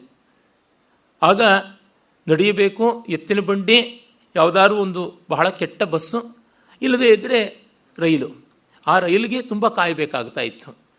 ಅವರು ಎಲ್ಲರೂ ಕೂಡ ಮಹಿಳೆಯರು, ಹಳ್ಳಿಯ ಹೆಂಗಸರು, ಎಲೆ ಹಚ್ಚಿ ಅದನ್ನು ಮಾರಿ ಸಂಪಾದನೆ ಮಾಡಿ ಇಟ್ಕೊಂಡಿದ್ದನ್ನು ತೀರ್ಥಯಾತ್ರೆಗೆ, ಈ ಥರದ್ದೆಲ್ಲ ಅವರು ಬದುಕನ್ನು ನಡೆಸ್ಕೊಳ್ತಾ ಬಂದಿದ್ದು. ಒಂದು ಯಾತ್ರೆ ಮಾಡಬೇಕು ಅಂದರೆ ಎಷ್ಟು ಸಾವಿರ ಎಲೆಗಳು ಹಚ್ಚಿರಬೇಕು ನೋಡಿ. ಅದೇನು 20 ರೂಪಾಯಿ 30 ರೂಪಾಯಿ ಮುತ್ತುಗದೆಲೆ ಆವಾಗ ಮಾರ್ತಾ ಇದ್ದಿದ್ದು, 2 ಪೈಸಾ 1 ಪೈಸಾ ಈ ಥರದಕ್ಕೆ ಮಾರ್ತಾ ಇದ್ರು ಅನಿಸುತ್ತೆ. ಅದರೊಳಗೆ ಎಷ್ಟು 100 ರೂಪಾಯಿಗಳಾಗಬೇಕು ಅಂದರೆ ಕೆಲಸ ಮಾಡಬೇಕು.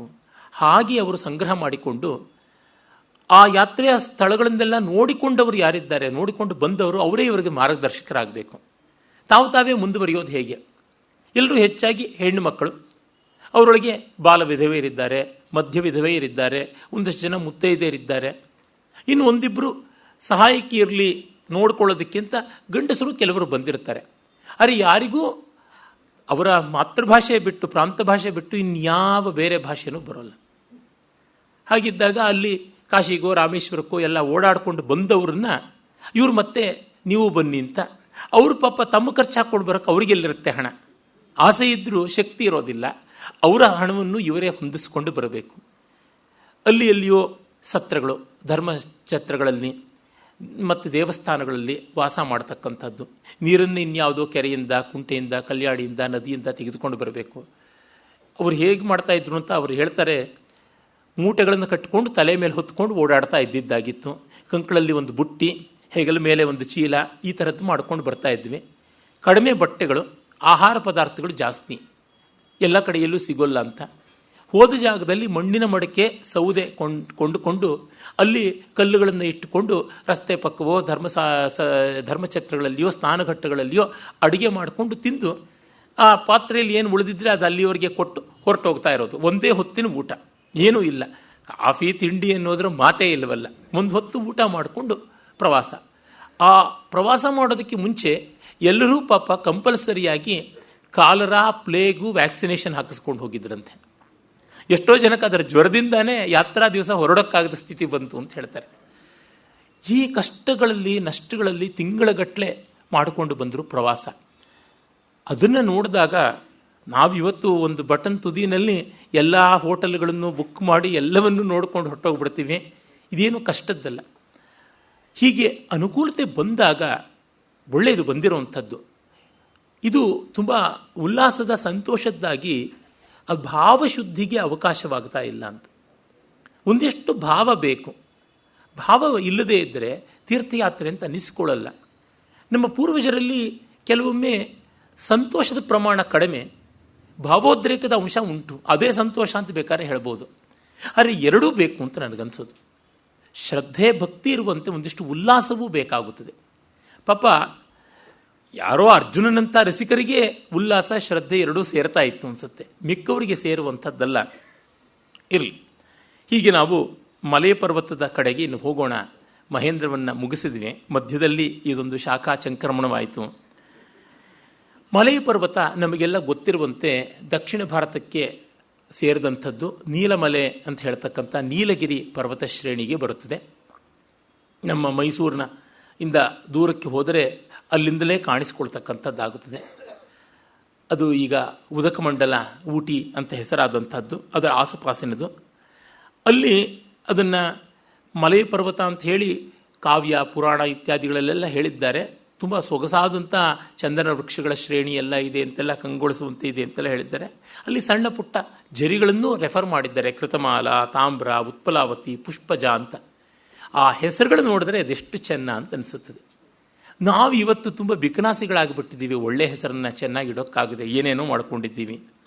ವಾಯುಪುರಾಣದಲ್ಲಿ ಈ ಮಲಯ ಪರ್ವತದ ವರ್ಣನೆ ಸಾಕಷ್ಟು ವಿವರವಾಗಿ ಬರುತ್ತದೆ. ಆಮೇಲೆ ಅಲ್ಲಿ ಸಿಗುವ ಖನಿಜಗಳು ಇತ್ಯಾದಿಗಳ ಬಗ್ಗೆ ಕೂಡ ಹೇಳಿದ್ದಾರೆ. ಅಗಸ್ತ್ಯ ಮಹರ್ಷಿಯ ಆಶ್ರಮ ಇತ್ತು ಅಂತ. ದಕ್ಷಿಣ ಭಾರತದಲ್ಲಿ ತುಂಬ ಕಡೆ ಅಗಸ್ತ್ಯರು ಇದ್ದ ಉಲ್ಲೇಖಗಳು ಬರ್ತವೆ.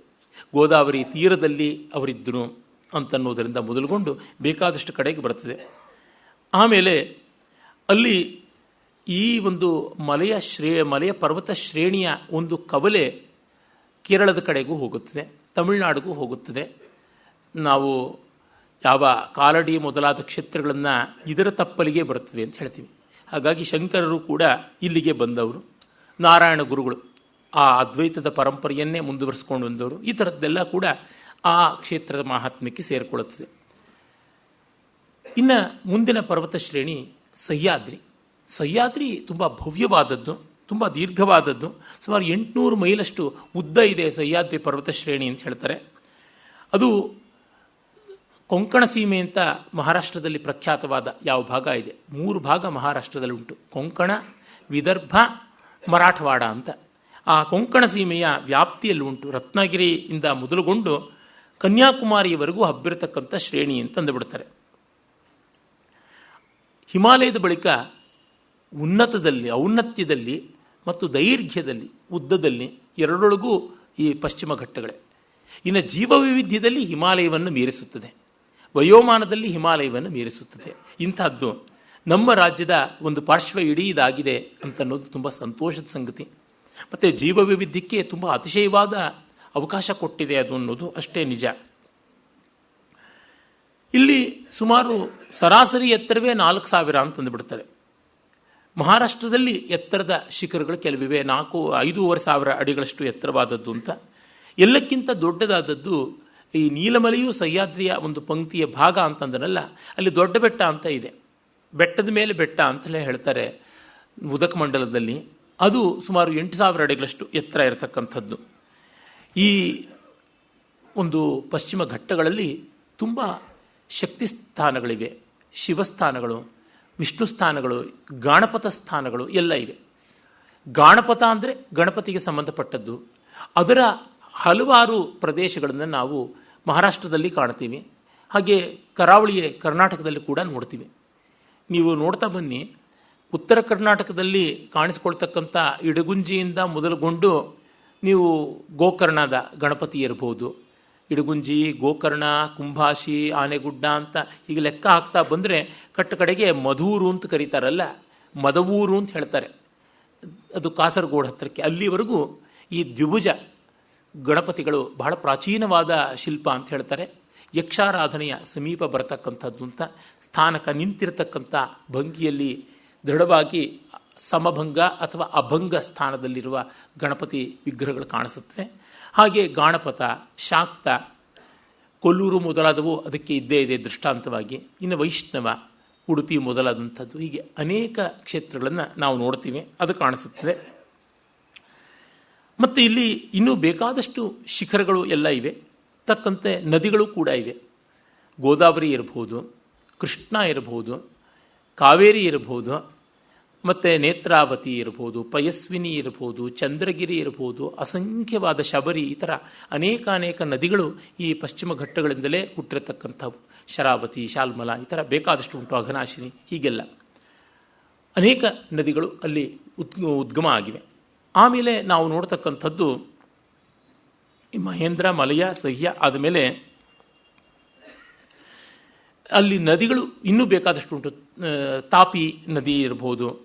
ಆಮೇಲಿಂದ ಮಹಾರಾಷ್ಟ್ರದಲ್ಲಿ ಮೂಠ ಅಂತ ಹೀಗೆಲ್ಲ ಪೂಣಾ ಹತ್ರ ಹರಿಯುತ್ತವಲ್ಲ ಆ ನದಿ, ಮತ್ತು ನಮ್ಮ ಕನ್ನಡ ನಾಡಿನ ತುಂಗ, ಭದ್ರಾ, ವರದ, ಘಟಪ್ರಭಾ, ಮಲಪ್ರಭಾ, ಕಾಳಿ, ವಾಸಿಷ್ಠಿ, ಹೀಗೆ ಬೇಕಾದಷ್ಟು ನದಿಗಳು. ಇನ್ನು ದಕ್ಷಿಣ ಕನ್ನಡಕ್ಕೆ ಬಂದರೆ ಸೀತಾ ಇರ್ಬೋದು, ಉತ್ತರ ಕನ್ನಡದಲ್ಲಿ ಬೇಡತಿ, ಇವೆಲ್ಲ ಅಲ್ಲಿಂದಲೇ ಬಂದಿರತಕ್ಕಂಥದ್ದು. ಪಂಚವಟಿಯು ಕೂಡ ಇದರ ತಪ್ಪಲಲ್ಲೇ ಬರುವುದು. ಸೀತಾರಾಮರ ವನವಾಸ ನಡೆದದ್ದು ಅಲ್ಲಿಯೇ. ಗೋದಾವರಿ ಹರಿಯೋದು ಅಲ್ಲಿಯೇ. ಅದರ ಸಮೀಪದಲ್ಲಿಯೇ ನಾವು ನೋಡ್ತಕ್ಕಂಥದ್ದು ಒಂದು ಜ್ಯೋತಿರ್ಲಿಂಗ, ಅದು ತ್ರ್ಯಂಬಕೇಶ್ವರ. ನಾಸಿಕ ಎಲ್ಲ ಹತ್ತಿರದಲ್ಲೇ ಇದೆ. ಮತ್ತು ಅನೇಕ ಸಾಧು ಸಜ್ಜನರ ಎಡೆ ಕೂಡ ಆಗಿದೆ. ಅದು ಸಜ್ಜನಗಡ ಅಂಥದ್ದಿರ್ಬೋದು, ಅಥವಾ ಈಚನವರಾದ ಶ್ರೀಧರ ಸ್ವಾಮಿಗಳಿರ್ಬೋದು. ಹೀಗೆ ಅವಧೂತರ ನಾಥಪಂಥೀಯರದ ಎಲ್ಲ ಸಂಪ್ರದಾಯಗಳು ಇಲ್ಲಿ ಕಾಣಿಸುತ್ತೆ. ಮತ್ತು ಅಮೋಘವಾದ ಶಿಲ್ಪಕಲಾ ಕೌಶಲದ ಎಡೆಗಳೂ ಉಂಟು.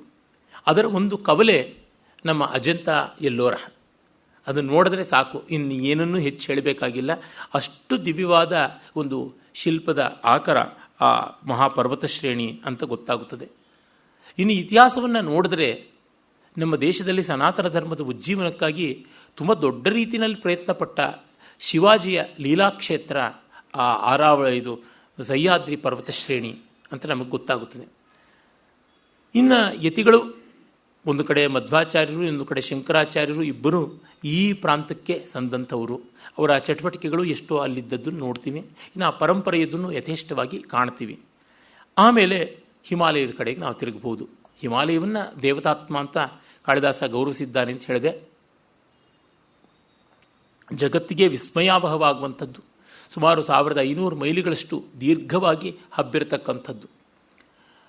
ಬರ್ಮಾಯಿಂದ ಮೊದಲುಗೊಂಡು ಅಫ್ಘಾನಿಸ್ತಾನದವರೆಗೂ ಚಾಚಿಕೊಂಡು ಹೋಗಿದೆ. ಅದು ಮತ್ತೆ ನೇಪಾಳದಲ್ಲಿ, ಭೂತಾನದಲ್ಲಿ, ಹೀಗೆ ಬೇರೆ ಬೇರೆ ದೇಶಗಳ ಮೂಲಕವೂ ಹಬ್ಬಿ ಹೋಗಿದೆ. ಆದರೆ ಅದರ ತುಂಬ ಸಾರವತ್ತಾದ ಭಾಗ ಭಾರತಕ್ಕೆ ಸಂದಿದೆ ಅಂತಂದರೆ ತಪ್ಪಲ್ಲ. ಒಂದಿಷ್ಟು ಭಾಗ ತ್ರೈವಿಷ್ಟಪ ಅಂತ ಹೇಳ್ತಕ್ಕಂಥ ಟಿಬೆಟ್ನಲ್ಲಿ ಇದೆ. ಮುಂಚೆ ಇವೆಲ್ಲ ಭಾರತಕ್ಕೆ ಸೇರಿತ್ತು ಅನ್ನೋದು ಸಂದೇಹ ಕಾಣೋದಿಲ್ಲ.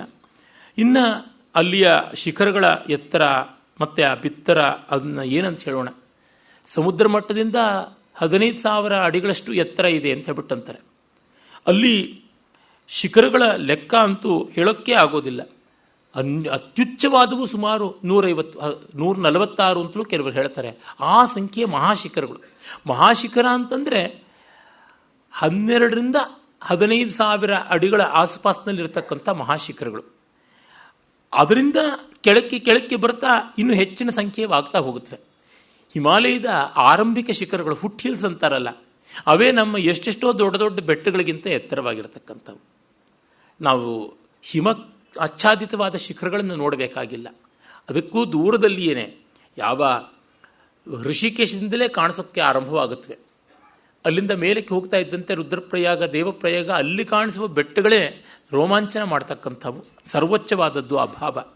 ನಮ್ಮ ಅಲ್ಪತೆ ಏನು ಅಂತ ತಿಳ್ಕೊಂಡು ಈ ವಿಶ್ವದ ಭವ್ಯತೆ ಎಂಥದ್ದು, ಸೃಷ್ಟಿ ಎಷ್ಟು ದೊಡ್ಡದು ಅಂತನ್ನುವ ನಮ್ರತೆ ಪಡ್ಕೊಳ್ಳೋದಕ್ಕೆ ಹಿಮಾಲಯ ದರ್ಶನ ಮಾಡಬೇಕು. ಭೈರಪ್ಪನವರ ಭಿತ್ತಿ ಪುಸ್ತಕ ಆತ್ಮಕಥೆಯಲ್ಲಿ ಅವರು ಅದನ್ನು ತುಂಬ ಮಾರ್ಮಿಕವಾಗಿ ಬರೀತಾರೆ. ಒಂದು ಕಡೆ ಅವರು ಹೇಳ್ತಾರೆ ಕೂಡ, ಹಿಮಾಲಯವನ್ನು ನೋಡದವನು ನಾಸ್ತಿಕನಾಗೋಕ್ಕೆ ಸಾಧ್ಯ ಇಲ್ಲ ಅಂತ. ಅವರು ಈಗ ಹಲವು ವರ್ಷಗಳ ಕೆಳಗೆ ನನಗೆ ಹಠ ಹಿಡಿದು ಬಿಟ್ಟಿದ್ರು, ನೀನು ಮತ್ತೆ ಶಾರಧಾಮ ಎಲ್ಲ ನೋಡಬೇಕು, ಮಾನಸ ಯಾತ್ರೆ ಮಾಡಬೇಕು, ಚೆನ್ನಾಗಿ ಕಾಲಲ್ಲಿ ಹಿಮಾಲಯ ಓಡಾಡದೆ ಮಹಾಕಾವ್ಯ ಬರೀಬಾರದು ಅಂತ. ದೊಡ್ಡ ಕೃತಿ ಬರೆಯೋದಕ್ಕೆ ದೊಡ್ಡ ಸೃಷ್ಟಿಯನ್ನು ನೋಡಬೇಕು. ದೊಡ್ಡ ಸೃಷ್ಟಿ ಮಾಡೋಕ್ಕೆ ಜಗತ್ತಿನಲ್ಲಿರ್ತಕ್ಕಂಥ ಅತ್ಯುಚ್ಚವಾದ ಸೃಷ್ಟಿ ಹಿಮಾಲಯ. ಅದನ್ನು ಚೆನ್ನಾಗಿ ನೋಡದೆ ಇದ್ಮೇಲೆ ನಿನಗೇನು ಬರೆಯೋಕ್ಕಾಗತ್ತೆ, ಈಗಾಗಲೇ ಬುಕ್ ಮಾಡಿದ್ದೀನಿ, ಹೊರಡಲೇಬೇಕು ಅಂತಂದಿದ್ರು. ಆಮೇಲೆ ಅಂಗಲಾಚಿ ಸಾಧ್ಯ ಇಲ್ಲ ಮನೆಯ ಪರಿಸ್ಥಿತಿ ಅಂತ ಹೇಳಿ ಮುಂದುವರೆದಿದ್ದಾಯಿತು. ಯಾಕೆಂದರೆ ಒಬ್ಬ ಮಹಾಲೇಖಕನಿಗೆ ಎಲ್ಲಿಂದ ಸ್ಫೂರ್ತಿ ಬರುತ್ತದೆ ಅಂತ ನೋಡಿದ್ರೆ, ಅವರು ಪ್ರಾಯಶಃ ಭಾರತದಲ್ಲಿ ಚಾಚಿಕೊಂಡಿರ್ತಕ್ಕಂಥ ಎಲ್ಲ ಭಾಗಗಳನ್ನು ಓಡಾಡಿದ್ದಾರೆ. ಈಚೆಗೆ ಒಂದು 2-3 ವರ್ಷದ ಕೆಳಗೆ ಒಂದು ಸಣ್ಣ ಭಾಗ ಬಿಟ್ಟೋಗಿತ್ತು ಸಿಕ್ಕಿಮ್ದು, ಅದನ್ನು ನೋಡಿ ಬರ್ತೀನಿ ಅಂತ ಹೇಳಿ ನೋಡಿ ಬಂದರು. ಅನೇಕ ಸಂದರ್ಭಗಳಲ್ಲಿ ಪ್ರವಾಸ ಮಾಡಿದ್ದಾರೆ. ಮೊದಲು ಮಾನಸ ಯಾತ್ರೆ ಆರಂಭವಾದಾಗಲೇ ಹೋದವರು, ಮೊದಲನೇ ಬ್ಯಾಚಲ್ಲಿ ಹೋದವರು ಅವರು. ಮತ್ತೆ ಅವರು ಸಾಕಷ್ಟು ಭಾಗಗಳಿಂದ ನಡೆದು ಹೋಗಿದ್ದಾರೆ. ಇದು ಹಿಮಾಲಯದ ಭವ್ಯ ದರ್ಶನ. ಅದು ಆಗದೆ ನಮ್ಮ ಯಾವ ಭಾರತೀಯ ಪರಂಪರೆಯವರೆಗೂ ಅಂಥ ದೊಡ್ಡ ರೀತಿಯಲ್ಲಿ ವ್ಯಕ್ತಿತ್ವ ರೂಪಣ ಮಾಡ್ಕೊಳ್ಳೋಕ್ಕಾಗಿಲ್ಲ ಅನ್ನುವ ಮಟ್ಟಿಗೆ ನಮಗೆ ತೋರುತ್ತದೆ. ನಮ್ಮ ಋಷಿಗಳಿರ್ಬೋದು, ದೇವತೆಗಳಿರ್ಬೋದು, ಎಲ್ಲರೂ ಅಲ್ಲಿ. ಉತ್ತರಾಖಂಡಕ್ಕೆ ಆ ಪ್ರಾಂತಕ್ಕೆ ಹೋದ ತಕ್ಷಣ ದೇವಭೂಮಿ ಅಂತಲೇ ಬೋರ್ಡ್ ಹಾಕಿರ್ತಾರೆ. ಇದೆಲ್ಲ ನಾವು ಎಲ್ಲಿಂದಲೋ ಬಂದು ಇಲ್ಲಿಗೆ ಸೇರಿಕೊಂಡ್ರೆ ಬರುವಂಥದ್ದಲ್ಲ, ಇಲ್ಲಿಯವರೇ ಆಗಿದ್ದಾಗ ಮಾತ್ರ ಬರುವಂಥದ್ದು, ಅನ್ಯಥಾ ಅಲ್ಲ ಅಂತ ಗೊತ್ತಾಗುತ್ತದೆ. ಆಮೇಲೆ ನಮ್ಮ ಇತಿಹಾಸದ ಅನೇಕ ಘಟ್ಟಗಳು ಪುರಾಣ ವೇದಾದಿಗಳಲ್ಲಿ ನಡೆದ ಘಟ್ಟಗಳು, ಅದರೊಳಗೂ ರಾಮಾಯಣ ಮಹಾಭಾರತ ಕೇಂದ್ರಿತವಾಗಿ ನಡೆದ ಎಷ್ಟೆಷ್ಟೋ ಘಟನೆಗಳಿಗೆ ಹಿಮಾಲಯ ಸಾಕ್ಷಿಯಾಗಿದೆ. ನಮ್ಮ ಋಷಿಗಳ ಎಷ್ಟೋ ಜೀವನ ಹಿಮಾಲಯಕ್ಕೆ ಸಂಬಂಧಪಟ್ಟಂಥವಾಗಿದೆ. ಪ್ರತಿಯೊಂದು ಜಾಗದಲ್ಲಿಯೂ ಇವರೆಲ್ಲಿ ತಪಸ್ಸು ಮಾಡಿದ್ರು, ಇವರೆಲ್ಲಿ ಹುಟ್ಟಿದ್ರು, ಇಲ್ಲ ಇವರೆಲ್ಲಿ ತೀರ್ಕೊಂಡ್ರು, ಇವರೆಲ್ಲಿ ಈ ತೀರ್ಥವನ್ನು ನಿರ್ಮಾಣ ಮಾಡಿದರು, ಅಥವಾ ಇವರೆಲ್ಲಿಂಥ ಕಡೆ ವರವನ್ನು ಪಡೆದರು, ಹೀಗಿರುವ ಕಥೆಗಳೇ ಕಾಣಿಸುತ್ತವೆ. ಅಲ್ಲಿಯ ದೇವಸ್ಥಾನಗಳಲ್ಲಿ ಏನು ದೊಡ್ಡ ಭೌತಿಕವಾದ ಭವ್ಯತೆ, ದಿವ್ಯತೆ, ರಮಣೀಯತೆ ಕಾಣಿಸದೇ ಇರಬಹುದು, ಆದರೆ ಸ್ಥಳವೇ ದೊಡ್ಡದು ಅಂತ ಸಾಮಾನ್ಯ ಹೇಳುವುದೇ ಉಂಟು. ದಕ್ಷಿಣ ಭಾರತದಲ್ಲಿ ದೇವಾಲಯ ಪವಿತ್ರ, ಉತ್ತರ ಭಾರತದಲ್ಲಿ ನೆಲವೇ ಪವಿತ್ರ ಅಂತ. ಒಂದು ಕಾರಣವೂ ಇದೆ, ಪರಕೀಯರ ದಾಳಿ ದಂಡಯಾತ್ರೆ ಆಯ್ತಲ್ಲ, ಹಿಮಾಲಯದ ಕಡೆ ಹೆಚ್ಚಾಗಿ ಆಗಿಲ್ಲ. ಆದರೆ ಮಿಕ್ಕ ಕಡೆಯೆಲ್ಲ ಆಗಿ ಇದ್ದಬದ್ದ ದೇವಸ್ಥಾನಗಳು ನಾಶ ಆಗಿರುವುದು ಒಂದು ಕಾರಣ ಅನ್ನೋದು ಮರೆಯುವಂತೆ ಇಲ್ಲ. ಅದನ್ನು ಈ ಭಾಷಣಗಳ ಮಾಲಿಕೆಯಲ್ಲಿ ಆನುಷಂಗಿಕವಾಗಿ ನಾವು ನೋಡಬಹುದು. ಹಿಮಾಲಯವನ್ನು ಹಲವು ಮಜಲುಗಳಾಗಿ ವಿಂಗಡಿಸ್ತಾರೆ. ಮೊದಲಿಗೆ ಕಾಶ್ಮೀರದ್ದು ಅಂದರೆ ಅದು ಈ ಹೊತ್ತಿನ ಪಾಕಿಸ್ತಾನದ ಕಡೆಗೂ ಒಂದಿಷ್ಟು ಚಾಚಿಕೊಂಡಂಥದ್ದು ಅಂತ ಗೊತ್ತಾಗುತ್ತದೆ. ಅಲ್ಲಿ ನಮಗೆ ಈ POK ಅಂತೀವಲ್ಲ, ಪಾಕ್ ಆಕ್ಯುಪೈಡ್ ಕಾಶ್ಮೀರ, ಅದು ಒಂದು ಭಾಗ. ಬಾರಾಮೂಲ, ವರಾಹಮೂಲ ಅಂತೆಲ್ಲ ಹೇಳ್ತಾರಲ್ಲ, ಆ ಕಡೆಯಿಂದ ಹೋಗ್ತಕ್ಕಂಥದ್ದು ಅಮರನಾಥ, ಆ ಶ್ರೀನಗರ, ಅಲ್ಲಿಂದ ಮುಂದೆ ಬರತಕ್ಕಂಥದ್ದು ಪರಿಹಾಸಪುರ ಅಂತೆಲ್ಲ ಪ್ರಾಚೀನ ಕಾಶ್ಮೀರ ಗ್ರಂಥಗಳಲ್ಲಿ ಕಾಣಿಸ್ತಕ್ಕಂಥದ್ದು. ಮತ್ತು ಲಡಾಖ್, ಅದು ಬೌದ್ಧರು ಈಗ ಹೆಚ್ಚಾಗಿರ್ತಕ್ಕಂಥ ಜಾಗವಾಗಿದೆ. ಆ ಆಸುಪಾಸು ಅವೆಲ್ಲ ಒಂದು ಭಾಗದ ಹಿಮಾಲಯ. ಅಲ್ಲಿ ಶಿಖರಗಳಲ್ಲಿ ಹುಲ್ಲೂ ಬೆಳೆಯೋದಿಲ್ಲ ಅನ್ನೋಷ್ಟು ಮಟ್ಟಿಗೆ ಬೋಳಗುಡ್ಡದಂತೆ ಇರತಕ್ಕಂಥವು. ಆದರೆ ದಿವ್ಯ ಸೌಂದರ್ಯ ಇದೆ ಅಂತ ನೋಡಿದವ್ರು ಹೇಳ್ತಾರೆ, ನಾನು ಕಂಡಿಲ್ಲ. ಆಮೇಲೆ ನಾವು ನೋಡುವುದು ಈ ಪಂಜಾಬ್, ಶಿಮ್ಲಾ ಆ ಭಾಗದ್ದು, ಅಮೃತಸರದಿಂದ ಮೇಲಕ್ಕೆ ಪೂರ್ವ ಪಂಜಾಬು, ಶಿಮ್ಲಾ ಆ ಕಡೆ ಬರ್ತಕ್ಕಂಥದ್ದು ಆ ಭಾಗ. ಅಲ್ಲಿ ಪಂಜಾಬಿನ ಅನೇಕ ನದಿಗಳು ಉದ್ಗಮ ಆಗ್ತಕ್ಕಂಥದ್ದು ಅಲ್ಲಿ. ಕಾಶ್ಮೀರದ ಕಡೆಯಲ್ಲಿ ಗ್ಲೇಷಿಯರ್ಸು, ಹಿಮಾಚ್ಛಾದಿತವಾದ ಶಿಖರಗಳೆಲ್ಲ ಇವೆ. ಅಲ್ಲಿಂದ ನೇರವಾಗಿ ಬರ್ತಕ್ಕಂಥ ನದಿಗಳು ಕಡಿಮೆ, ಅಲ್ಲಿ ಹರಿಯುತ್ತವಾದರೂ ಅಲ್ಲಿ ಎಷ್ಟೋ ನದಿಗಳು ಈ ಪಂಜಾಬಿನ ಕಡೆಯಿಂದ ಬರ್ತವೆ. ಸಿಂಧು, ವಿಪಾಶ, ವಿತಸ್ತಾ, ಅಶಿಕ್ನಿ, ಪರುಷ್ಣಿ ಮತ್ತು ಶುತದ್ರು ಇವೆಲ್ಲ ಕೂಡ ಅಲ್ಲಿಂದಲೇ ಬರೋದು. ಜೀಲಂ, ಚೀನಾಬ್, ಸಟ್ಲೆಜ್, ರಾವಿ, ಬಿಯಾಸ್ ಅವೆಲ್ಲ ಅಲ್ಲಿಂದಲೇ ಬರತಕ್ಕಂಥವಾಗಿವೆ. ಪ್ರಾಚೀನ ವೇದಗಳಲ್ಲಿ ಕಂಡು ಬರತಕ್ಕಂಥ ಸಪ್ತ ಸಿಂಧುಗಳಲ್ಲಿ ವಿತಸ್ತಾ, ಜೀಲಂ ಆದರೆ, ವಿಪಾಶ, ಬಿಯಾಸ್ ಆದರೆ, ಪರುಷ್ಣಿ, ರಾವಿ ಆದರೆ, ಅಸಿಕ್ನಿ ಅಂತಕ್ಕಂಥದ್ದು ಇದು ಚೀನಾಬ್, ಮತ್ತು ಶತದ್ರು ಅಥವಾ ಶುತದ್ರಿ ಅದು ಸಟ್ಲೆಜ್, ಮತ್ತು ಸರಸ್ವತಿ ಇನ್ನು ಈ ಕಡೆಗೆ ಬರುತ್ತದೆ. ಈಗ ಹೊತ್ತು 5 ನದಿಗಳು, ಯಾಕೆಂದರೆ ಸರಸ್ವತಿ ಬತ್ತು ಹೋಗಿದೆ, ಸಿಂಧು ಹೆಚ್ಚಾಗಿ ಪಾಕಿಸ್ತಾನಕ್ಕೆ ಹೋಗಿವೆ, ಹಾಗಾಗಿ ಇಷ್ಟು. ಆದರೆ ಸಿಂಧು ಕೂಡ ಒಂದು ಭಾಗ ಕಾಶ್ಮೀರದಲ್ಲಿ ಹರಿಯುತ್ತದೆ. ಅದು ಟಿಬೆಟ್ಟಿನ ಕಡೆಯಿಂದ ಹರ್ಕೊಂಡು ಬರುತ್ತೆ, ಕಾಶ್ಮೀರದ ಒಳಗೆ ಪ್ರವೇಶ ಮಾಡುತ್ತದೆ. ಅದು ಉಂಟು ನಮ್ಮ ದೇಶದಲ್ಲಿ, ಇನ್ನೂ ಸಿಂಧು ಇದೆ ಅನ್ನೋದು ಒಂದು ಸಂತೋಷದ ಸಂಗತಿ.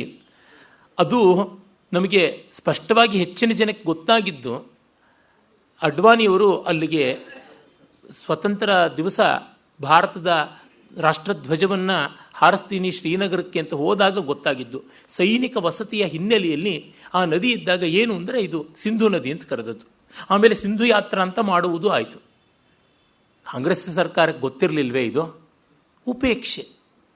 ಎಲ್ಲ ಭಾರತೀಯವಾದದ್ದು ಯಾವುದೂ ತನಗೆ ಬೇಕಿಲ್ಲ ಅನ್ನುವ ಒಂದು ಭಂಡ ತಿರಸ್ಕಾರ, ನಿಂದ್ಯವಾದ ತಿರಸ್ಕಾರ ಆ ಥರದ್ದನ್ನು ಮಾಡ್ತು.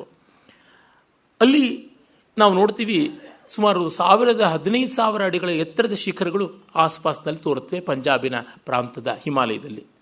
ಮತ್ತು ಉತ್ತರ ಭಾರತದ್ದು ಅಂದರೆ ಉತ್ತರ ಪ್ರದೇಶದ್ದು, ಅದನ್ನು ನಾವು ಉತ್ತರಾಖಂಡದ್ದು, ಅದು ಕುಮಾವೋ ರೇಂಜಸ್ ಅಂತ ಕರೀತಾರೆ.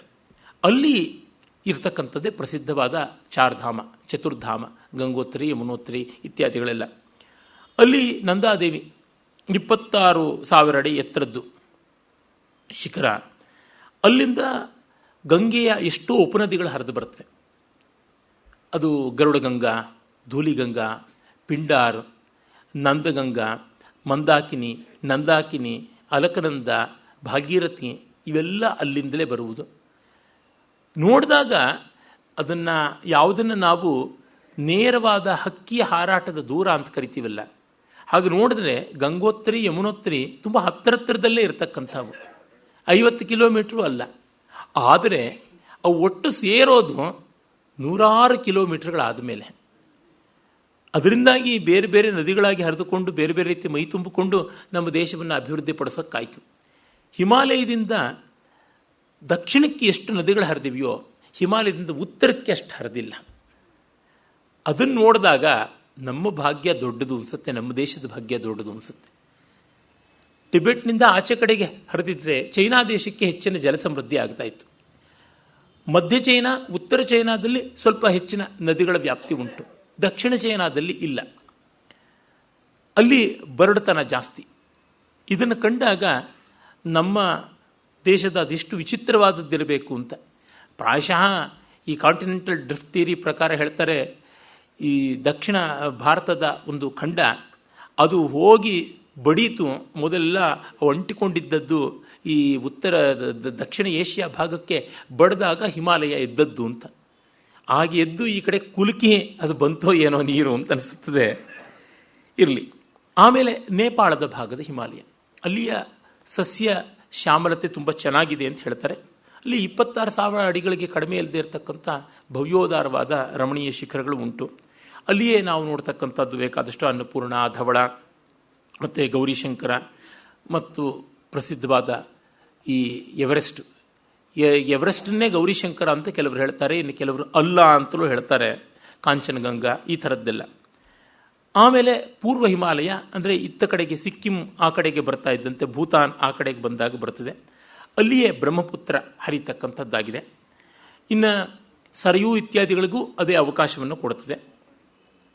ಆ ಭಾಗದಲ್ಲಿ ತುಂಬ ಸಸ್ಯ ಸಮೃದ್ಧಿ, ಜಲ ಸಮೃದ್ಧಿ ಎಲ್ಲ ಇದೆ. ಈ ರೀತಿ ಒಟ್ಟು 5 ಭಾಗಗಳಲ್ಲಿ ಹಿಮಾಲಯ ಹಬ್ಬಿಕೊಂಡಿದೆ. ನಮ್ಮ ದೇಶದ ತುಂಬ ದೊಡ್ಡ ನದಿಗಳೆಲ್ಲ ಅಲ್ಲಿಂದಲೇ ಬಂದಿವೆ. ನಮ್ಮ ದೇಶದ ತುಂಬ ದೊಡ್ಡ ನದಿ ಅಂತ ಹೇಳಬೇಕು ಅಂತಂದರೆ 4-5: ಬ್ರಹ್ಮಪುತ್ರ, ಗಂಗೆ, ನರ್ಮದಾ, ಗೋದಾವರಿ.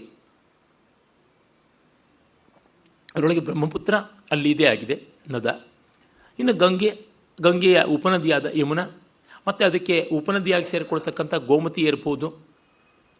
ಆಮೇಲೆ ಕೋಸಿ ಅಂತ ಕರೀತಾರೆ, ಕೌಶಿಕಿ ನದಿ. ಆಮೇಲೆ ಸರಯು, ಗಂಡಕಿ, ಇವೆಲ್ಲ ಅಲ್ಲಿಗೆ ಬರುತ್ತವೆ. ಹಾಗಾದರೆ ಗಂಗಾ ರೂಪಣದ ಎಷ್ಟೋ ಉಪನದಿಗಳು ಕೂಡ ಇವೆ, ಅವೆಲ್ಲವೂ ಇಲ್ಲೇ ಕಾಣಿಸುತ್ತವೆ. ಇನ್ನು ಹಿಮಾಲಯದ ಪುಣ್ಯಕ್ಷೇತ್ರಗಳಿಗೆ ಕೊರತೆಯೇ ಇಲ್ಲ. ಮಹಾಕೇಂದ್ರವಾಗಿ ಕೈಲಾಸವನ್ನು ತೆಗೆದುಕೊಳ್ಳಬಹುದು. ಅದನ್ನೇ ಕೆಲವರು ಪೌರಾಣಿಕವಾದ ಮೇರು ಪರ್ವತ ಅಂತಾರೆ. ಹಾಗಲ್ಲ, ಮಾನಸರೋವರಕ್ಕೂ ಕೈಲಾಸಕ್ಕೂ ಈಶಾನ್ಯ ದಿಕ್ಕಿನಲ್ಲಿರತಕ್ಕಂಥ ಇನ್ನೊಂದು ಅಂತಲೂ ಹೇಳ್ತಾರೆ. ಮತ್ತು ಕೆಲವರು ಅದೊಂದು ಕಲ್ಪಿತವಾದ ಶಿಖರ ಅಂತಲೂ ಹೇಳ್ತಾರೆ. ಏನೇ ಇರಲಿ, ಅತ್ಯುಚ್ಚವಾದದ್ದು ಅಂತ ಅಲ್ಲದೇ ಇದ್ದರೂ ಜಗತ್ತಿನ ಕೇಂದ್ರ ಅನ್ನುವಂತೆ ಮೇರುವನ್ನು ಒಂದು ಪರ್ವತ ಅಂತ ನಚ್ಚಿಕೊಂಡಿದ್ದಾರೆ. ಕೈಲಾಸವನ್ನೇ ಅದನ್ನು ಇಟ್ಟುಕೊಳ್ಳಬಹುದು. ಅಲ್ಲಿಯ ಸಮೀಪಕ್ಕೆ ಬಂದರೆ ಮಾನಸ ಸರೋವರ, ಬಿಂದು ಸರೋವರ, ರಾಕ್ಷಸ ಸರೋವರ ಅಂತಲೂ ಅದನ್ನು ಹೇಳ್ತಾರೆ. ಈ ಥರದ್ದೆಲ್ಲ ಸರೋವರಗಳು ಕಾಣಿಸ್ಕೊಳ್ಳುತ್ತವೆ. ಅಲ್ಲಿಯೇ ಹಿಮನದಿಗಳು ಉಂಟು. ಸತೋಪಂಥ ಅಂತ ಕರೀತಾರೆ. ಸತ್ಪಥ ಅಥವಾ ಸತ್ಪಂಥಾಹ ಅಂತ ಹೇಳುವ ಆ ಜಾಗ ಬದರಿಯಿಂದ ಸ್ವಲ್ಪ ಮೇಲೆ. ಅಲ್ಲಿಯೇ ಪಾಂಡವರು ಸ್ವರ್ಗಾರೋಹಣ ಮಾಡಿದ್ದು ಅಂತ. ಅಲ್ಲಿಂದ ಅಲಕನಂದ ಆರಂಭ, ಅಲಕನಂದಾದ ಉದ್ಗಮ ಅಲ್ಲಿಂದ ಆಗುತ್ತದೆ. ಆಮೇಲೆ ನಾವು ನೋಡ್ತಕ್ಕಂಥದ್ದು ಈ ಭಾಗೀರಥಿ ಗ್ಲೇಷಿಯರ್, ಗಂಗಾ ಗ್ಲೇಷಿಯರ್ ಅಂತ ಕರೀತಾರಲ್ಲ, ಅದು ಗೋಮುಖದಿಂದ ಹಿಂದಕ್ಕೆ ಈಗ ಹೋಗಿದೆ ಅಂತಾರೆ. ಅಲ್ಲಿ ಭಾಗೀರಥಿ, ಅದು ಗಂಗೆಯ ಮುಖ್ಯವಾದ ಕವಲು, ಅದು ಹರಿಯೋದಾಗಿದೆ. ಗಂಗಾ ನದಿಯ ಸಂದರ್ಭದಲ್ಲಿ ಆ ವಿವರಗಳನ್ನೆಲ್ಲ ನಾವು ನೋಡೋಣ. ಇನ್ನು ಯಮುನೋತ್ತರಿಯಲ್ಲಿ ಯಮುನೆಯ ಉದ್ಗಮ ಆಗುತ್ತದೆ. ಆ ಎಲ್ಲ ಸ್ಥಾನಗಳಲ್ಲೂ ಪುಣ್ಯಕ್ಷೇತ್ರಗಳನ್ನು ಮಾಡಿಕೊಂಡೇ ಬಂದಿದ್ದಾರೆ. ಅಲ್ಲಿಯೇ ಮನು ನೌಕೆಯನ್ನು ಬಂಧನ ಮಾಡಿದ್ದು ಅಂತ. ಜಗತ್ತೆಲ್ಲ ಜಲಪ್ರಳಯವಾಗಿ ಮುಳುಗಿದ್ದಾಗ ಮನು ನೌಕೆಯಲ್ಲಿ ಮಾತ್ರ ಚೈತನ್ಯಶಾಲಿಯಾಗಿ ಬಂದ ಸಕಲ ಜೀವರಾಶಿಗಳನ್ನು, ಸಸ್ಯರಾಶಿಗಳನ್ನು, ಪ್ರಾಣಿ ಪಶು ಪಕ್ಷಿ ಇತ್ಯಾದಿಗಳನ್ನೆಲ್ಲ ಕಾಪಾಡಿಕೊಂಡು ಬಂದ ಎಲ್ಲ ಜೀವರಾಶಿಗಳ ಮಿಥುನವನ್ನು ಕಾಪಾಡಿಕೊಂಡ. ಸಪ್ತರ್ಷಿಗಳು ಜೊತೆಗೆ ಬಂದರು ಅಂತೆಲ್ಲ ಆ ಪೌರಾಣಿಕ ಕಥಾನಕ ಸುಮಾರು ಜಗತ್ತಿನ ಬೇರೆ ಬೇರೆ ಸಾಹಿತ್ಯದಲ್ಲೂ ಕಾಣಿಸುತ್ತದೆ. ವಿಶೇಷತಃ ಬೈಬಲ್ನ ನೋವಾಸ್ ಆರ್ಕ್ ಅಂತ ಪ್ರಸಿದ್ಧ. ಆದರೆ ಅಲ್ಲಿಲ್ಲದ ಒಂದು ವಿವರ ಇಲ್ಲಿ ಸ್ವಾರಸ್ಯ ಏನೆಂದರೆ, ಇಲ್ಲಿ ಜ್ಞಾನವನ್ನು ಕಾಪಾಡುವ ಸಪ್ತರ್ಷಿಗಳು ಆ ನೌಕೆಯ ಒಂದು ಭಾಗ, ಅಲ್ಲಿ ಅದಿಲ್ಲ.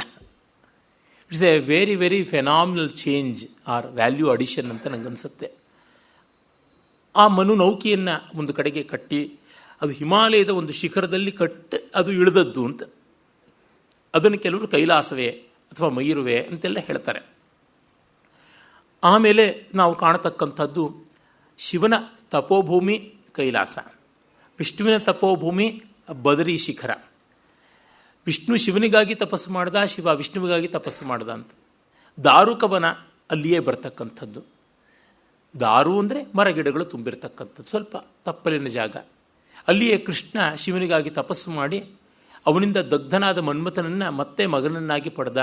ಹಾಗೆಯೇ ಪ್ರದ್ಯುಮ್ನ ಹುಟ್ಟಿದ್ದು ಅಂತ ಭಾಗವತ, ಹರಿವಂಶ, ಮಹಾಭಾರತದ ಅನುಶಾಸನ ಪರ್ವದಲ್ಲಿ ಇಲ್ಲೆಲ್ಲ ಕಂಡುಬರುವ ಕಥೆ.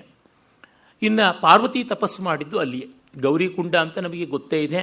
ಅಲ್ಲಿ ಪಾರ್ವತಿ ತಪಸ್ಸು ಮಾಡಿದ್ದು, ಆ ರಮಣೀಯ ಶಿಲ್ಪ ಕೂಡ ಉಂಟು. ಉಂಗುಷ್ಟದ ಮೇಲೆ ನಿಂತು ತಪಸ್ಸು ಮಾಡಿದಳು ಅಂತ. ಹಾಗೆ ಹತ್ತಿರದಲ್ಲಿಯೇ ಗಿರಿಜಾ ಕಲ್ಯಾಣವಾದ ಜಾಗ ಉಂಟು ಅಂತ ತೋರಿಸ್ತಾರೆ. ಅವಳು ಪಂಚಾಗ್ನಿಗಳ ಮಧ್ಯೆ ನಿಂತು ತಪಸ್ಸು ಮಾಡಿದಳು. ಇಂದಿಗೂ ಕೂಡ ಅಲ್ಲಿ ಅಗ್ನಿಯನ್ನು ಉರಿಸ್ತಾರೆ. ಅಲ್ಲಿ ಅಗ್ನಿಗೆ ಸೌದೆ ಹಾಕಬೇಕು ಅಂತ. ಯಾಕೆಂದರೆ ಪಾರ್ವತಿಯ ತಪಸ್ಸು ಮಾಡಿದ ಪಂಚಾಗ್ನಿಗಳ ಕುಂಡ ಆರಬಾರದು ಅಂತ. ಆ ನಮ್ಮ ಭಾವ ತುಂಬ ಸುಂದರವಾದದ್ದು ಅಂತ ಅನಿಸುತ್ತದೆ. ಮತ್ತು ಇಲ್ಲೆಲ್ಲ ಅಲ್ಲಲ್ಲಿ ತಪ್ತ ಕುಂಡಗಳು ಕಾಣಿಸುತ್ತವೆ. ಯಾವಾಗ ಆರಂಭವಾಯಿತೋ ಗೊತ್ತಿಲ್ಲ. ಸಾಂಪ್ರದಾಯಿಕವಾಗಿ ಹೇಳ್ತಾರೆ, ಶಂಕರರು ಯಾತ್ರಾರ್ಥಿಗಳಿಗೆ ತೊಂದರೆ ಆಗುತ್ತದೆ ಚಳಿಗೆ ಅಂತ ಅದನ್ನು ಮಾಡಿಸಿದರು ಅಂತ. ಒಟ್ಟಿನಲ್ಲಿ ತಪ್ತ ಕುಂಡಗಳು, ಅಲ್ಲಿ ತಪ್ತ ಕುಂಡಗಳಲ್ಲಿಯೇ ಹತ್ರ ದೇವಸ್ಥಾನಗಳು ಉಂಟು. ಮತ್ತು ನಾನು ಹಿಂದಿಯೇ ಹೇಳಿದ್ದೆ, ಅಲ್ಲಿ ಬೇರೆ ಬೇರೆ ಕ್ಷೇತ್ರಗಳು ಒಂದಿದ್ರೆ ಸಾಕು, ಅದನ್ನು 7, 5 ಅಂತೆಲ್ಲ ಮಾಡ್ತಾರೆ ಅಂತ. ಪಂಚಕೇದಾರಗಳು, ಸಪ್ತ ಬದರಿಗಳು ಉಂಟು. ತುಂಗನಾಥ, ರುದ್ರನಾಥ, ಕಲ್ಲೇಶ್ವರ, ಮಹೇಶ್ವರ ಅಥವಾ ಮದ್ಮೇಶ್ವರ, ಮದನೇಶ್ವರ ಅಥವಾ ಮದೇಶ್ವರ ಅಂತೆಲ್ಲ ಹೇಳ್ತಾರೆ. ಮತ್ತು ಕೇದಾರನಾಥ 5 ಅಂತ. ಇನ್ನು ಕೆಲವರು ಪಶುಪತಿನಾಥನನ್ನು ಸೇರಿಸ್ಕೊಳ್ತಾರೆ. ಅದರೊಳಗೆ ಮದನೇಶ್ವರ, ಮದ್ಮೇಶ್ವರ ಅಂತ ಆ ದೇವರ ದೇವಸ್ಥಾನ ಅತ್ಯುಚ್ಚವಾದ ಶಿಖರ ಆ ಪ್ರಾಂತದಲ್ಲಿ ಅಂತ ಹೇಳ್ತಾರೆ. ಅದು ಹೆಚ್ಚು ಜನಪ್ರಸಿದ್ಧವಾದದ್ದಲ್ಲ. ಆದರೆ ವಸ್ತುತಃ ಕೇದಾರವೇ ತುಂಬ ದೊಡ್ಡದಾದದ್ದು. ಆಮೇಲೆ ಮಿಕ್ಕಿದ್ದೆಲ್ಲ ಬಂದದ್ದು. ಈ ಜ್ಯೋತಿರ್ಲಿಂಗಾದಿಗಳನ್ನು ಕುರಿತು ನಾವು ಚಿಂತನೆ ಮಾಡುವಾಗ ಈ ಪಂಚಕೇದಾರಗಳ ಹೆಚ್ಚು ವಿವರವನ್ನು ನಾವು ತಿಳ್ಕೊಳ್ಳೋಣ. ಆ ಕೇದಾರನಾಥದ ಪಕ್ಕದಲ್ಲಿಯೇ ಹರಿತಕ್ಕಂಥದ್ದು ಮಂದಾಕಿನಿ. ಆ ಮಂದಾಕಿನಿ ಪ್ರವಾಹ ಅದನ್ನು ದುಗ್ಧಗಂಗಾ, ಮಧುಗಂಗಾ, ಸ್ವರ್ಧುನಿ, ಸ್ವರ್ಗಧುನಿ, ಸರಸ್ವತಿ ಅಂತ 5 ನದಿಗಳ ಸಂಗಮ ಅಂತಲೂ ಹೇಳ್ತಾರೆ. ದಿವ್ಯವಾದಂಥ ನದಿ, ಅದರೊಳಗೆ ಸಂದೇಹವೇ ಕಾಣೋದಿಲ್ಲ. ನಿರ್ಮಲವಾದ ಜಲ ಅಂದರೆ ಅದು ಅಂತ ಹೇಳ್ಬೋದು. ಅದರ ಪಕ್ಕದಲ್ಲಿಯೇ ಶಂಕರರ ಅಧಿಷ್ಠಾನ ಸಮಾಧಿ ಇದ್ದದ್ದು. ಕಳೆದ 2-3 ವರ್ಷಗಳ ಕೆಳಗೆ ಆ ಕ್ಲೌಡ್ ಬ್ರಸ್ಟ್ ಆಯ್ತಲ್ಲ, ಆಗ ಅದು ಪೂರ್ತಿ ಕೊಚ್ಚಿ ಹೋಯ್ತು. ಆಮೇಲೆ ನಾವು ನೋಡ್ತಕ್ಕಂಥದ್ದು ಸಪ್ತ ಬದರಿಗಳು: ಯೋಗ ಬದರಿ, ಆದಿ ಬದರಿ, ವೃದ್ಧ ಬದರಿ, ಕರ್ಣ ಬದರಿ, ಅರ್ಧ ಬದರಿ, ಭವಿಷ್ಯ ಬದರಿ, ವಿಶಾಲ ಬದರಿ ಅಂತ. ವಿಶಾಲ ಬದರಿನೇ ಮುಖ್ಯವಾದದ್ದು. ಅಲ್ಲಿ ತುಂಬ ದೊಡ್ಡ ಬಯಲು ಕಾಣಿಸಿಕೊಳ್ಳುತ್ತದೆ. ಬೆಟ್ಟದ ಶಿಖರಗಳ ಮಧ್ಯೆ ತಪ್ಪಲಿನ ಒಂದಿಷ್ಟು ಸಮತಟ್ಟಾದ ನೆಲ, ಅದರಿಂದ ವಿಶಾಲ ಬದರಿ ಅಂತ ಹೆಸರು ಬಂತು ಅಂತ. ಆದಿಬದರಿ ಆಮೇಲೆ ಬಂದದ್ದು. ಆದಿಬದರಿಯಲ್ಲೇ ವಸ್ತುತಃ ಸರಸ್ವತಿ ಚಿಮ್ಮಿ ಬರ್ತಕ್ಕಂಥದ್ದು. ಅಲ್ಲಿ ಆದಿಬದರಿ ಅಂತಂದರೆ ಇನ್ನು ಸ್ವಲ್ಪ ಕೆಳಕ್ಕೆ ಹೋಗ್ತಕ್ಕಂಥದ್ದು. ಬದರಿನಾಥನ ಸನ್ನಿಧಿಯಿಂದ ಸ್ವಲ್ಪ ದೂರದಲ್ಲಿಯೇ ನಾವು ನೋಡ್ತೀವಿ ಸರಸ್ವತಿಯ ಉದ್ಗಮವನ್ನು. ಅವಳು ಗುಪ್ತಗಾಮಿನಿಯಾಗಿ ಆದಿಬದರಿಯಲ್ಲಿ ಮತ್ತೆ ವ್ಯಕ್ತಗೊಳ್ಳುತ್ತಾಳೆ ಅಂತ ಉಂಟು. ವೃದ್ಧ ಬದರಿ ಅಂತ ಮತ್ತೊಂದು ಕ್ಷೇತ್ರ. ಕರ್ಣಬದರಿ ಅದು ಕರ್ಣಪ್ರಯಾಗದ ಸಮೀಪ ಇರತಕ್ಕಂಥದ್ದು.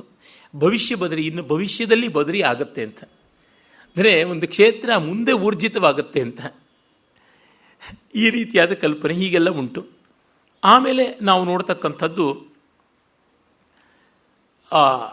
ಪಂಚಪ್ರಯಾಗಗಳು, 5 ಪ್ರಯಾಗ. ಅಲ್ಲೆಲ್ಲ ಬೇರೆ ಬೇರೆ ದೇವ ಸಾನ್ನಿಧ್ಯಗಳು ಇವೆ.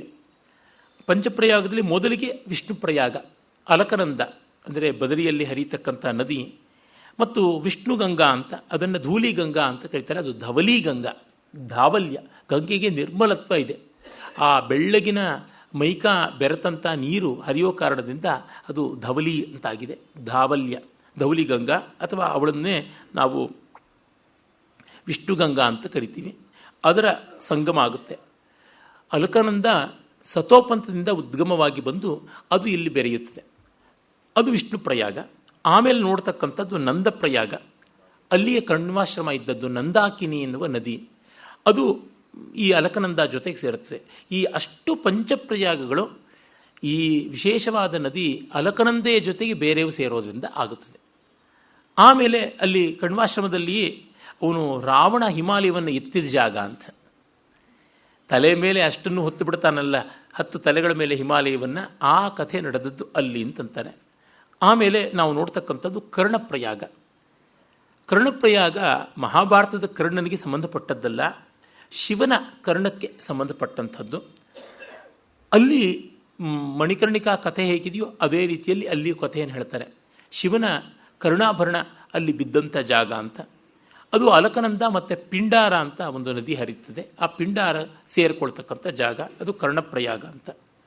ಆಮೇಲೆ ನಾವು ನೋಡ್ತಕ್ಕಂಥದ್ದು ರುದ್ರಪ್ರಯಾಗ. ಅಲ್ಲಿಯೇ ಶಿವ ತನ್ನ ರುದ್ರ ತಾಂಡವವನ್ನು ಮಾಡಿದ ಜಾಗ ಅಂತ. ಮತ್ತು ಅಲ್ಲಿಯೇ ನಾರದ ಸಂಗೀತಾಭ್ಯಾಸ ಮಾಡಿದ್ದು ಅಂತ. ಆ ರುದ್ರಪ್ರಯಾಗದಲ್ಲಿ ಆ ಮೂರ್ತಿಗಳನ್ನು ಇಟ್ಟಿದ್ದಾರೆ, ತುಂಬುರ ನಾರದರ ಮೂರ್ತಿಗಳನ್ನು ಇಟ್ಟಿದ್ದಾರೆ, ಶಿವನ ತಾಂಡವದ ಮೂರ್ತಿಯನ್ನು ಇಟ್ಟಿದ್ದಾರೆ.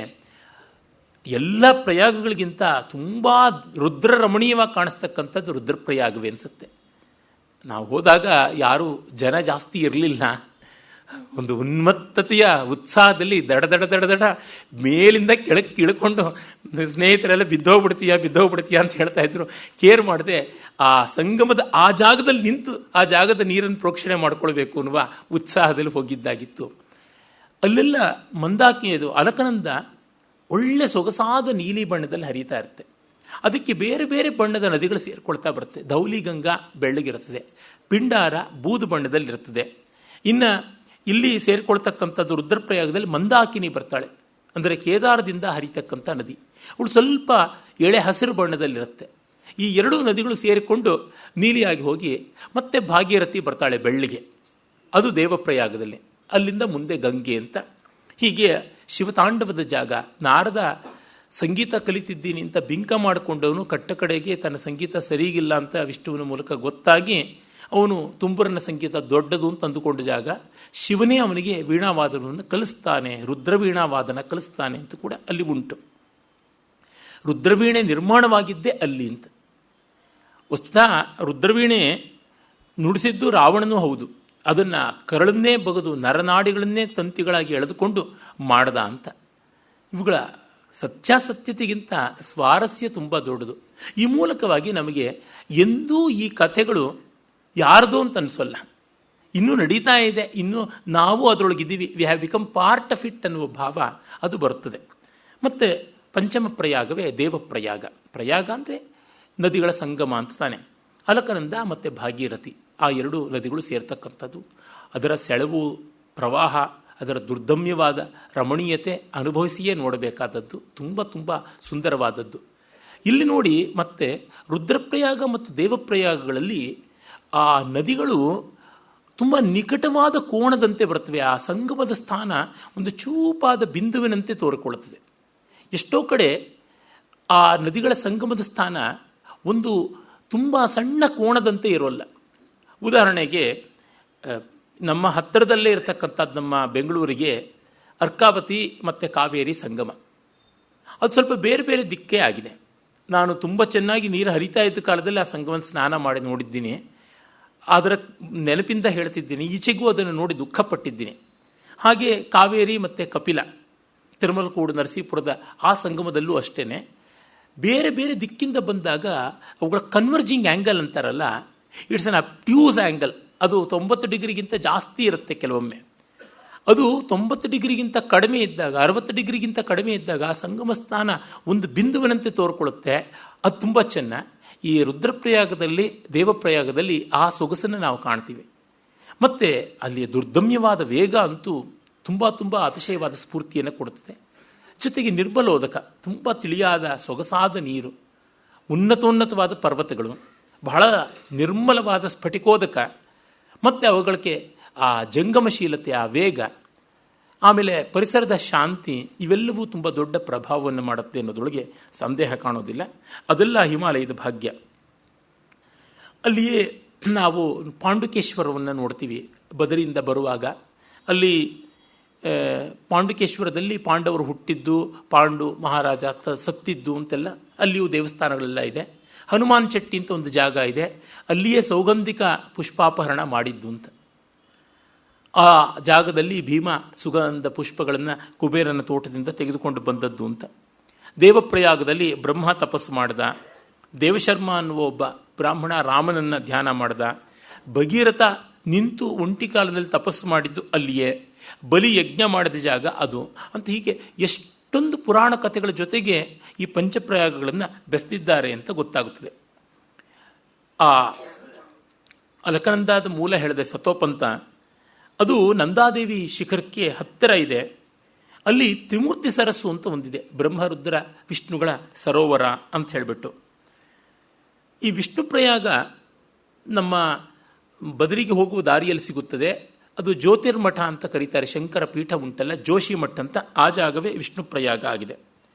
ನಂದಾಕಿನಿ ತೀರದಲ್ಲಿ ನಂದ ಕೃಷ್ಣನ ಸಾಕು ತಂದೆ, ಅವನು ಯಜ್ಞ ಮಾಡಿದ್ದ ಅಂತ ಹೇಳ್ತಾರೆ. ಅಲ್ಲಿ ಗೋಪಾಲಕೃಷ್ಣನ ದೇವಸ್ಥಾನ ಕೂಡ ಕಾಣಿಸುತ್ತದೆ. ಆಮೇಲೆ ನಾವು ಕರ್ಣಪ್ರಯಾಗದಲ್ಲಿ ಗೌರಿ ದೇವಾಲಯವನ್ನು ನೋಡ್ತೀವಿ, ಶಂಕರರೇ ಸ್ಥಾಪನೆ ಮಾಡಿದ್ದು ಅಂತ ಹೇಳ್ತಾರೆ. ಮತ್ತು ರುದ್ರಪ್ರಯಾಗದಲ್ಲಿ ಪಾರ್ವತಿ ಕೂಡ ತಪಸ್ಸು ಮಾಡಿದಳು ಶಿವನಿಗೋಸ್ಕರ ಅಂತ. ಹೀಗೆ ಒಂದೊಂದು ಜಾಗದಲ್ಲೂ ಯಥೇಷ್ಟವಾದಂಥ ಪೌರಾಣಿಕ ಕಥಾನಕಗಳನ್ನು ಹೇಳ್ತಾರೆ. ಅದೆಲ್ಲ ಹಿಮಾಲಯದಲ್ಲಿ ಕಂಡು ಬರತಕ್ಕಂಥದ್ದು.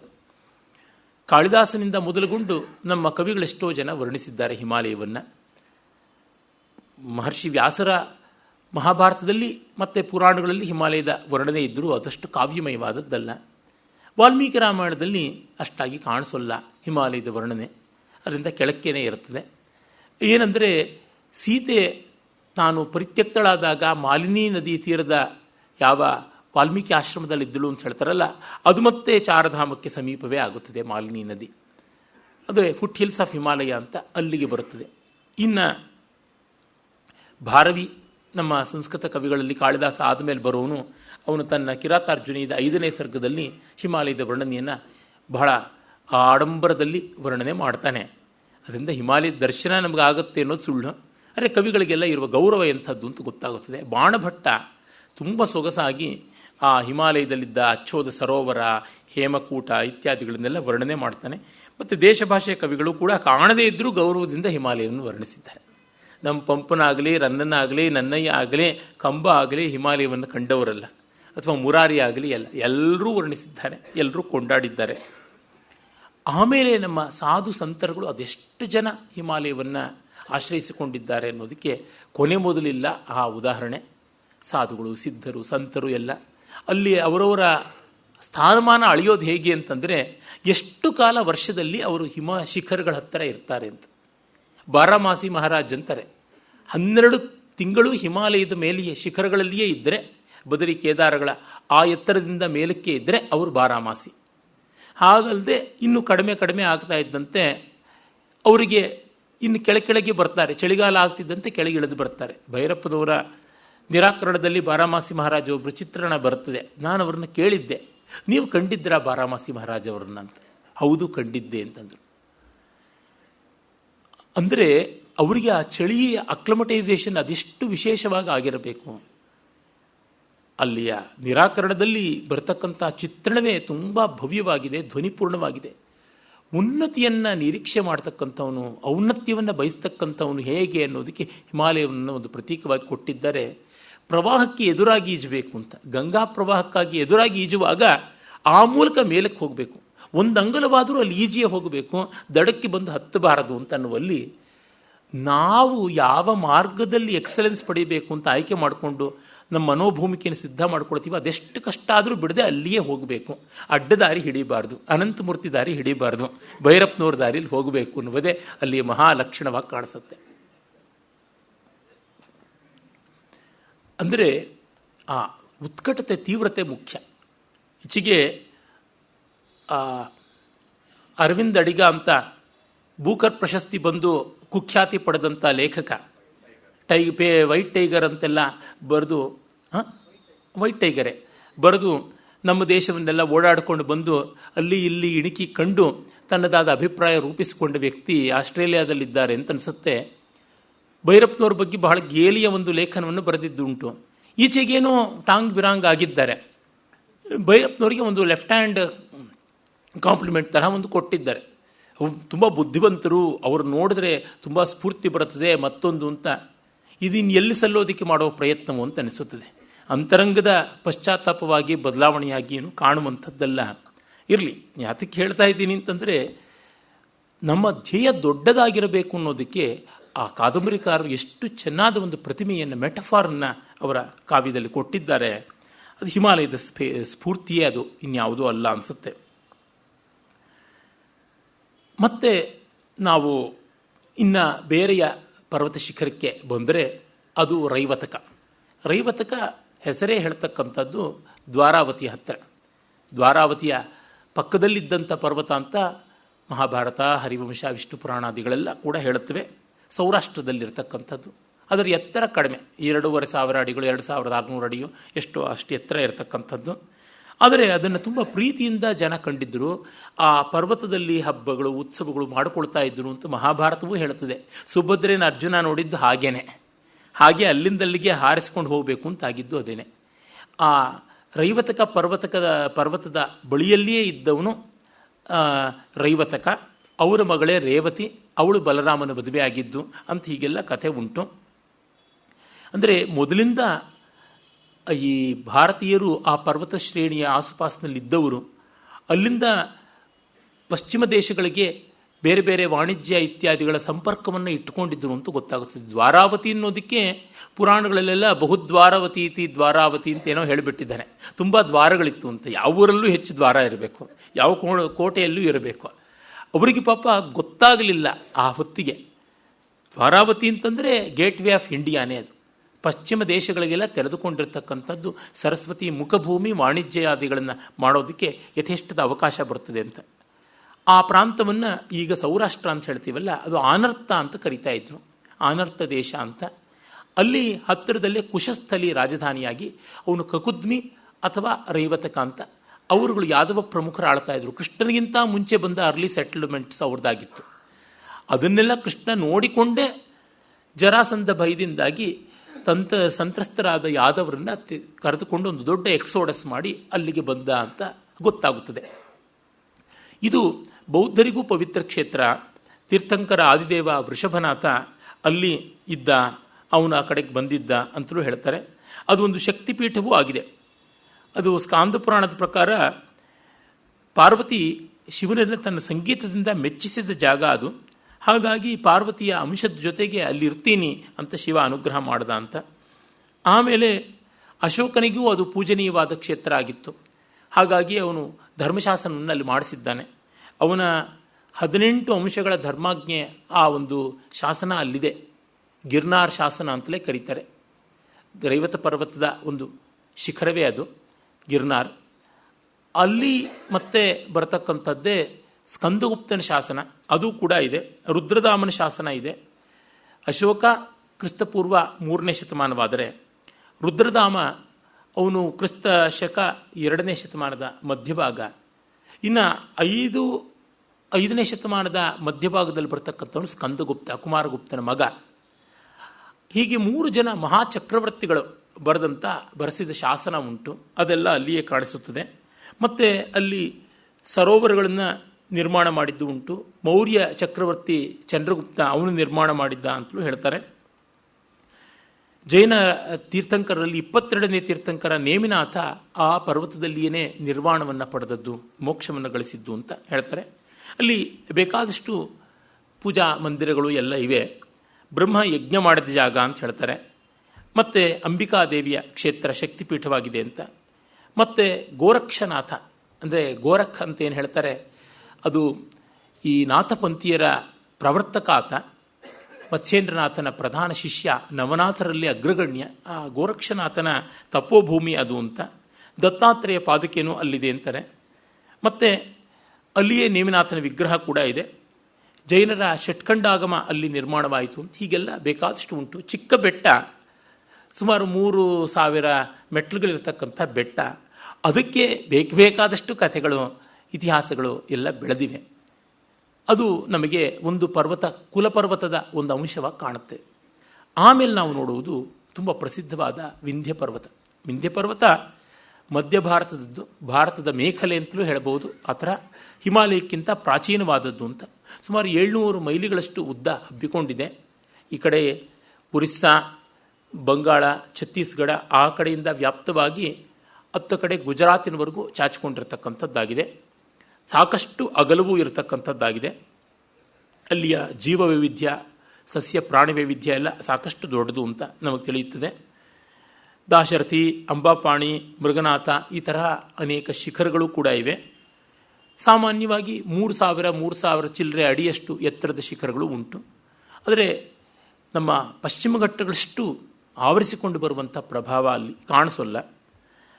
ಆಮೇಲೆ ಅಲ್ಲಿಂದ ಬೇಕಾದಷ್ಟು ನದಿಗಳು ಕೂಡ ಹರಿದಿವೆ. ಪ್ರಸಿದ್ಧವಾದದ್ದು ಅಂತ ಹೇಳಬೇಕು ಅಂದರೆ ನರ್ಮದಾ, ಮಹಾನದಿ ಅದು ನರ್ಮದಾ.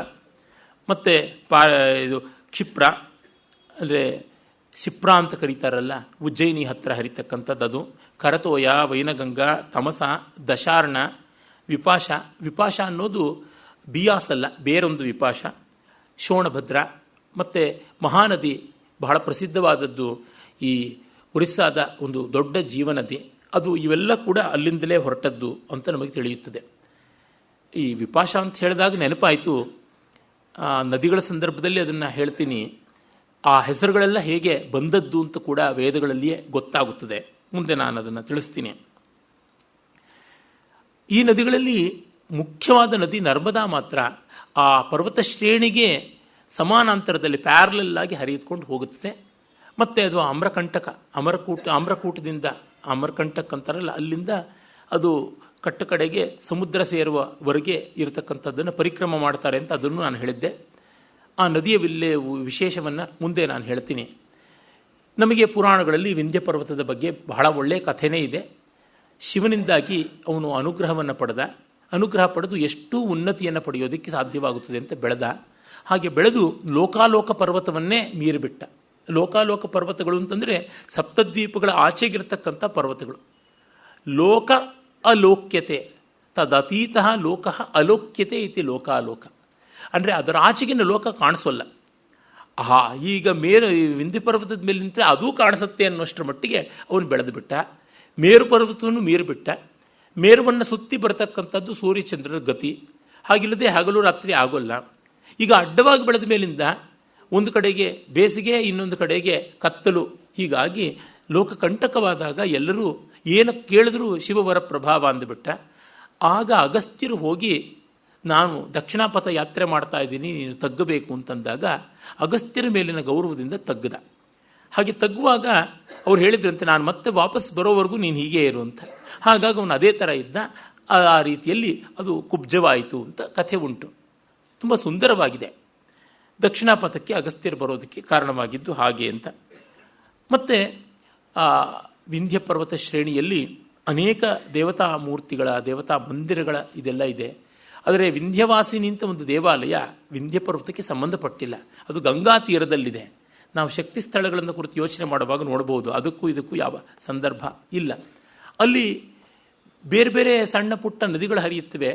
ಆ ನದಿಗಳೆಲ್ಲ ಮಧ್ಯಪ್ರದೇಶದಲ್ಲಿ ಮತ್ತು ಮಹಾರಾಷ್ಟ್ರದಲ್ಲಿ ಅಲ್ಲಿ ಇಲ್ಲಿ ಜೀವನಾಡಿಗಳಾಗಿ ಬೆಳಕೊಂಡು ಬಂದಿವೆ. ಇನ್ನು ಈ ವಿಂಧ್ಯ ಪರ್ವತ ಶ್ರೇಣಿಯಲ್ಲಿ ಕಾಳಿದಾಸ ಅಂತೂ ಅದರ ಮಗು ಅಂತಲೇ ಹೇಳಬೇಕು.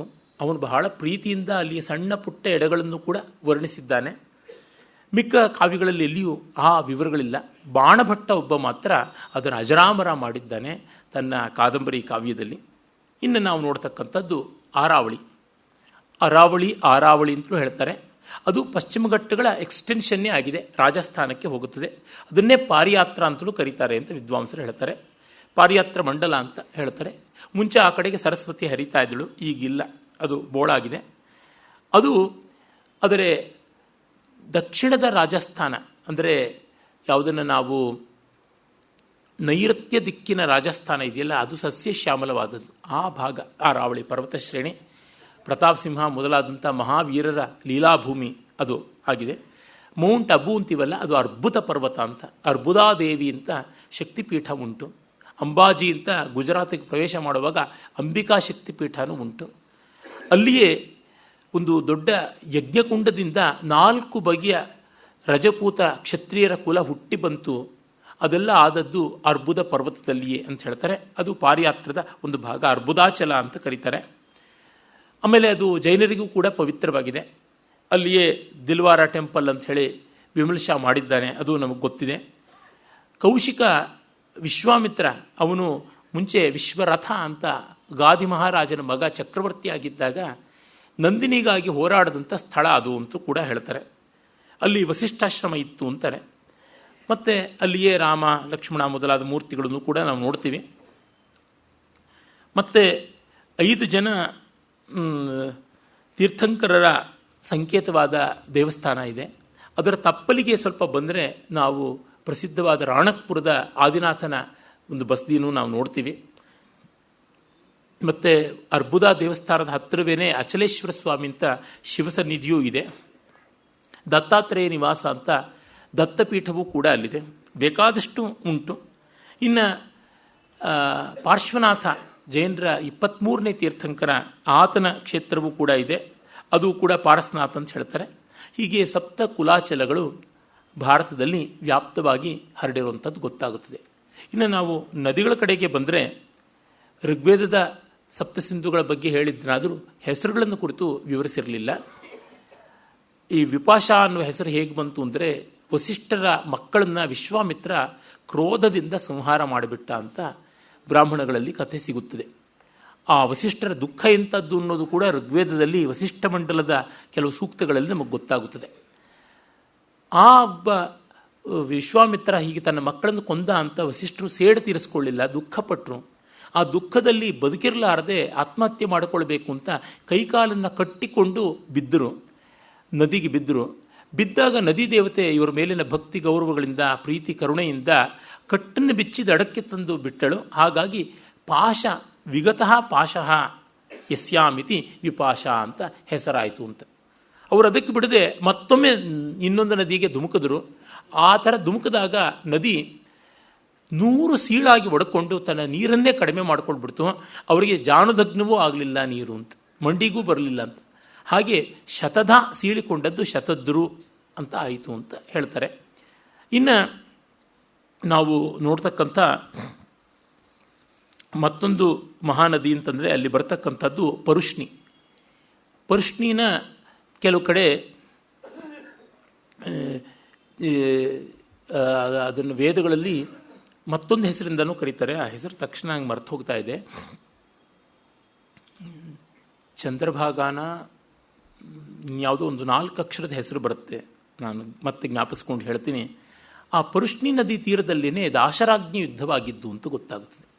10 ಜನ ರಾಜರು ಸೇರಿಕೊಂಡು ಸುದಾಸನ ಮೇಲೆ ಯುದ್ಧಕ್ಕೆ ಬಂದರು. ಅದು ಮತ್ತೆ ವಸಿಷ್ಠ ವಿಶ್ವಾಮಿತ್ರರ ಕಲಹದ ಅಂಗವಾಗಿಯೇ ಬಂದದ್ದು ಅಂತ ವೇದಗಳಲ್ಲಿ ತಿಳಿಯುತ್ತದೆ. ಅದೊಂದು ವಿಸ್ತೃತವಾದಂಥ ಒಂದು ಯುದ್ಧ. ಅದು ಪ್ರಾಯಶಃ ನಮ್ಮಲ್ಲಿ ಪಾಣಿಪತ್ ಯುದ್ಧ ಅಂತೆಲ್ಲ ಹೇಳ್ತಾರಲ್ಲ, ಅದರೊಳಗೆ 2ನೇ ಪಾಣಿಪತ್ ಯುದ್ಧ ಅಂತ ಹೇಳಬೇಕು, ಆ ಥರದ್ದಾಗಿದ್ದು. ಮತ್ತು ವಿತಸ್ತ ಅಂತಂದರೆ ಇಕ್ಕಟ್ಟಾದ ಜಾಗಗಳಲ್ಲಿ ಹರಿತಕ್ಕಂಥದ್ದು ಅಂತ. ವಿತಸ್ತ ಅಂತನ್ನೋದಕ್ಕೆ ಗೇಣು ಅಂತ ಸಂಸ್ಕೃತದಲ್ಲಿ ಅರ್ಥ ಉಂಟು. ಅದು ಹಿಮಾಲಯದ ಕೊರಕಲುಗಳಲ್ಲಿ ಸಣ್ಣ ಜಾಗದಲ್ಲಿ ಹರಿದುಕೊಂಡು ಅಗಲವಾದಂಥದ್ದು ಅಂತ. ಹಾಗಾಗಿ ವಿತಸ್ತ ಅಂತ ಕರೀತಾರೆ. ಮತ್ತು ಅದು ಈ ನದಿ ಪಂಚ ನದಿಗಳಲ್ಲಿಯೇ ತುಂಬ ಎತ್ತರದ ಪರ್ವತ ಶ್ರೇಣಿಗಳಿಂದ ಸುಮಾರು ಕಾಲ ಹರ್ಕೊಂಡು ಬರ್ತದೆ. ಕಾಶ್ಮೀರದಲ್ಲೇ ಹೆಚ್ಚಾಗಿ ಹರಿಯುತ್ತದೆ. ಅದು ಝೀಲಂ ಅಂತ ಪ್ರಸಿದ್ಧವಾದದ್ದು. ಅದರ ತೀರದಲ್ಲೇ ಬೇಕಾದಷ್ಟು ಸಂಸ್ಕೃತಿ ಬೆಳೆದದ್ದು. ಆ ಹೆಸರಿನಲ್ಲಿ ವಿತಸ್ತ ಅಂತ ಆಯಿತು. ಆಮೇಲೆ ಸಮಾಂಗ ಅಂತ ಒಂದಿದೆ. ಸಮಂಗ ಅಂತಲೂ ಹೇಳ್ತಾರೆ. ನಮ್ಮ ಅಷ್ಟಾವಕ್ರ ಮಹರ್ಷಿಯ ಮೈಯೆಲ್ಲ ನೆಟ್ಟಗಾಗಿದ್ದು ಜಾಗ ಅದು ಸಮಂಗ ಅಂತ. ಇನ್ನೊಂದು ನದಿ ಬಾಹುದ ಅಂತ ಬರುತ್ತದೆ. ಶಂಖ ಲಿಖಿತರು ಅಂತ ಸ್ಮೃತಿಕಾರರಿದ್ದರು. ಅವರಿಬ್ಬರು ಹಂಸಧ್ವಜನ ಆಸ್ಥಾನದಲ್ಲಿದ್ದರು ಅಂತ ಹೇಳ್ತಾರೆ. ಒಮ್ಮೆ ತಮ್ಮ ಲಿಖಿತ ಅಣ್ಣ ಶಂಖನ ಆಶ್ರಮಕ್ಕೆ ಹೋಗಿ ಅಲ್ಲಿಯ ಒಂದು ಹಣ್ಣನ್ನು ಅವನ ಅನುಮತಿ ಇಲ್ಲದೆ ತಿಂದುಬಿಡ್ತಾನೆ. ಆಮೇಲೆ ಅಣ್ಣನ ಅನುಮತಿ ಪಡೆಯದೇನೆ ಮರದ ಹಣ್ಣನ್ನು ಕಿತ್ತು ತಿಂದೆ ಅಂತ ಹೋಗಿ ಕೇಳ್ತಾನೆ. ಪರವಾಗಿಲ್ಲ ಬಿಡು ಅಂತಾನೆ. ಅರೆ ಇಲ್ಲ, ನಾವು ಕಾನೂನು ಕಟ್ಲೆ ಮಾಡೋರು, ಸ್ಮೃತಿಶಾಸ್ತ್ರಗಳನ್ನು ಬರೆದವರು, ನಾವೇ ತಪ್ಪು ಮಾಡಿದ್ರೆ ಹೇಗೆ ಅಂತ ರಾಜನ ಹೋಗಿ ಕೇಳ್ತಾನೆ. ರಾಜ ಹೀಗೆ ಇಷ್ಟು ತಿಳಿದ ವಿದ್ವಾಂಸ, ಇಷ್ಟು ದೊಡ್ಡ ಜ್ಞಾನಿಯಾದವನು ಮತ್ತೊಂದು ಹಣ್ಣನ್ನು ಅನುಮತಿ ಇಲ್ಲದೆ ತಿಂದ ಅಂತಂದರೆ ಆ ಹಣ್ಣನ್ನು ಕಿತ್ತ ತೋಳುಗಳನ್ನು ಕತ್ತರಿಸಬೇಕು ಅಂತ. ಹಾಗೆ ಕತ್ತರಿಸಿಕೊಂಡ ಮೇಲೆ ಅಣ್ಣ ಶಂಕ ಅವನಿಗೆ ನದಿಯಲ್ಲಿ ಸ್ನಾನ ಮಾಡಿ ಆಚಮನ ಮಾಡಬಾ ಅಂತಾನೆ. ಸ್ನಾನ ಮಾಡ್ಬೋದು, ಆದರೆ ಆಚಮನ ಹೇಗಾಗುತ್ತೆ ಅಂತ ಅಂದ್ಕೊಂಡು ಹೋಗ್ತಾನೆ. ನದಿಯಲ್ಲಿ ಮುಳುಗ್ತಾ ಇದ್ದಂತೆ ಕೈ ಚಿಗುರು ಬಿಡ್ತು, ಬಾಹುದಾ ಅಂತ, ಬಾಹು ದದಾತಿ ಇತಿ ಬಾಹುದಾ ಅಂತ ಆ ಥರ ಹೆಸರು ಅಂತ. ಹೀಗೆ ನದಿಗಳಿಗೆ ಒಂದೊಂದು ನದಿಗಳಿಗೂ ಹೆಸರಿಗೆ ಒಂದು ಸ್ವಾರಸ್ಯ ಉಂಟು. ಸಿಂಧು ಅಂದರೆ ಸಮುದ್ರದಂತೆ ದೊಡ್ಡದಾಗಿ ಹರಿತಕ್ಕಂಥದ್ದು ಅಂತ. ಸರಸ್ವತಿ ಅಂದರೆ ಅನೇಕ ಸರೋವರಗಳೇ ಸೇರಿ ಆಗಿದೆಯಾ ಅನ್ನೋಷ್ಟು ವಿಸ್ತಾರವಾದದ್ದು. ದೃಷದ್ವತಿ ಕಲ್ಲುಗಳು ಹೆಚ್ಚಾಗಿ ತುಂಬಿರ್ತಕ್ಕಂಥ ನದಿ ಆಗಿದ್ದು. ಓಘವತಿ ವೇಗ ತುಂಬ ಇರತಕ್ಕಂಥದ್ದು. ಮಹಾಭಾರತದಲ್ಲಿ ಸಪ್ತ ಸರಸ್ವತಿಗಳು ಅಂತ ಬರ್ತವೆ. ಓಘವತಿ, ಸುಪ್ರಭಾ, ಕಾಂಚನಾಕ್ಷಿ, ವಿಶಾಲ, ಮನೋರಮ, ಸುರೇಣು ಮತ್ತು ಸರಸ್ವತಿ ಇಷ್ಟು ಸೇರಿ ಓಘವತಿ ತೀರದಲ್ಲಿಯೇ ಭೀಷ್ಮ ಶರತಲ್ಪದ ಮೇಲೆ ಮಲಗಿದ್ದು ಅಂತ. ಅಲ್ಲಿಯೇ ಶಾಂತಿ ಪರ್ವ, ಅನುಶಾಸನ ಪರ್ವಗಳ ಉಪದೇಶ ಆಗಿದ್ದು ಅಂತ. ಈ ದೃಷದ್ವತಿ ನದಿ ತೀರದಲ್ಲಿಯೇ ಇದ್ದು ಈ ನೀರನ್ನೇ ತಗೊಂಡು ಧರ್ಮರಾಜ ಕುರುಕ್ಷೇತ್ರ ಯುದ್ಧದಲ್ಲಿ ಸತ್ತು ಹೋಗಿದ್ದ ಅಷ್ಟೂ ಜನರಿಗೂ ತರ್ಪಣ ಬಿಟ್ಟಿದ್ದು ಅಂತ. ನದಿ ನೀರೆಲ್ಲ ಖಾಲಿ ಆಗಿಬಿಟ್ಟಿರಬೇಕು ಅನ್ಸುತ್ತೆ. ಅಷ್ಟು ಜನಕ್ಕೂ ಪಾಪ ಅವನೇ ತಿಲತರ್ಪಣ, ಪಿಂಡ ಪ್ರದಾನ ಎಲ್ಲ ಮಾಡಿದ್ದು ಅಂತ. ಹಾಗೆ ಶುಕ್ತಿಮತಿ ಮಹಾಭಾರತದಲ್ಲಿ ಬರುವ ಇನ್ನೊಂದು ನದಿ. ಶುಕ್ತಿಮತಿ ಅಂದರೆ ಕಪ್ಪೆ ಚಿಪ್ಪಿಂದ ತುಂಬಿರತಕ್ಕಂಥದ್ದು.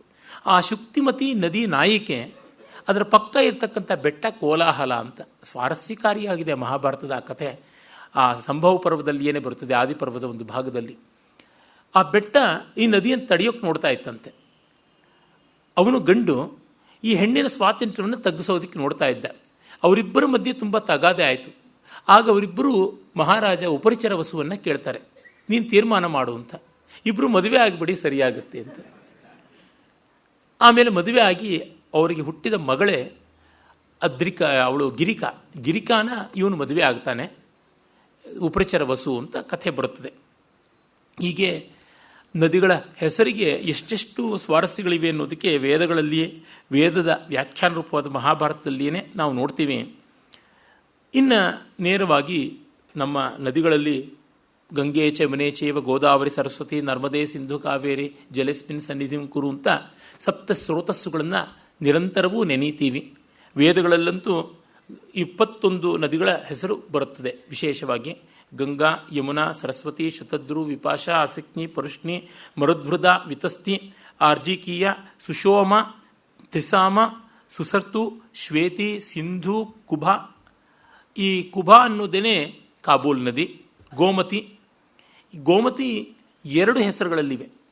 ಒಂದು ಗೋಮತಿ ಅಂತಕ್ಕಂಥದ್ದು ಗಂಗೆಗೆ ಉಪನದಿಯಾಗಿರ್ತಕ್ಕಂಥದ್ದು, ಉತ್ತರ ಭಾರತದಲ್ಲಿ ಹರಿಯೋದು.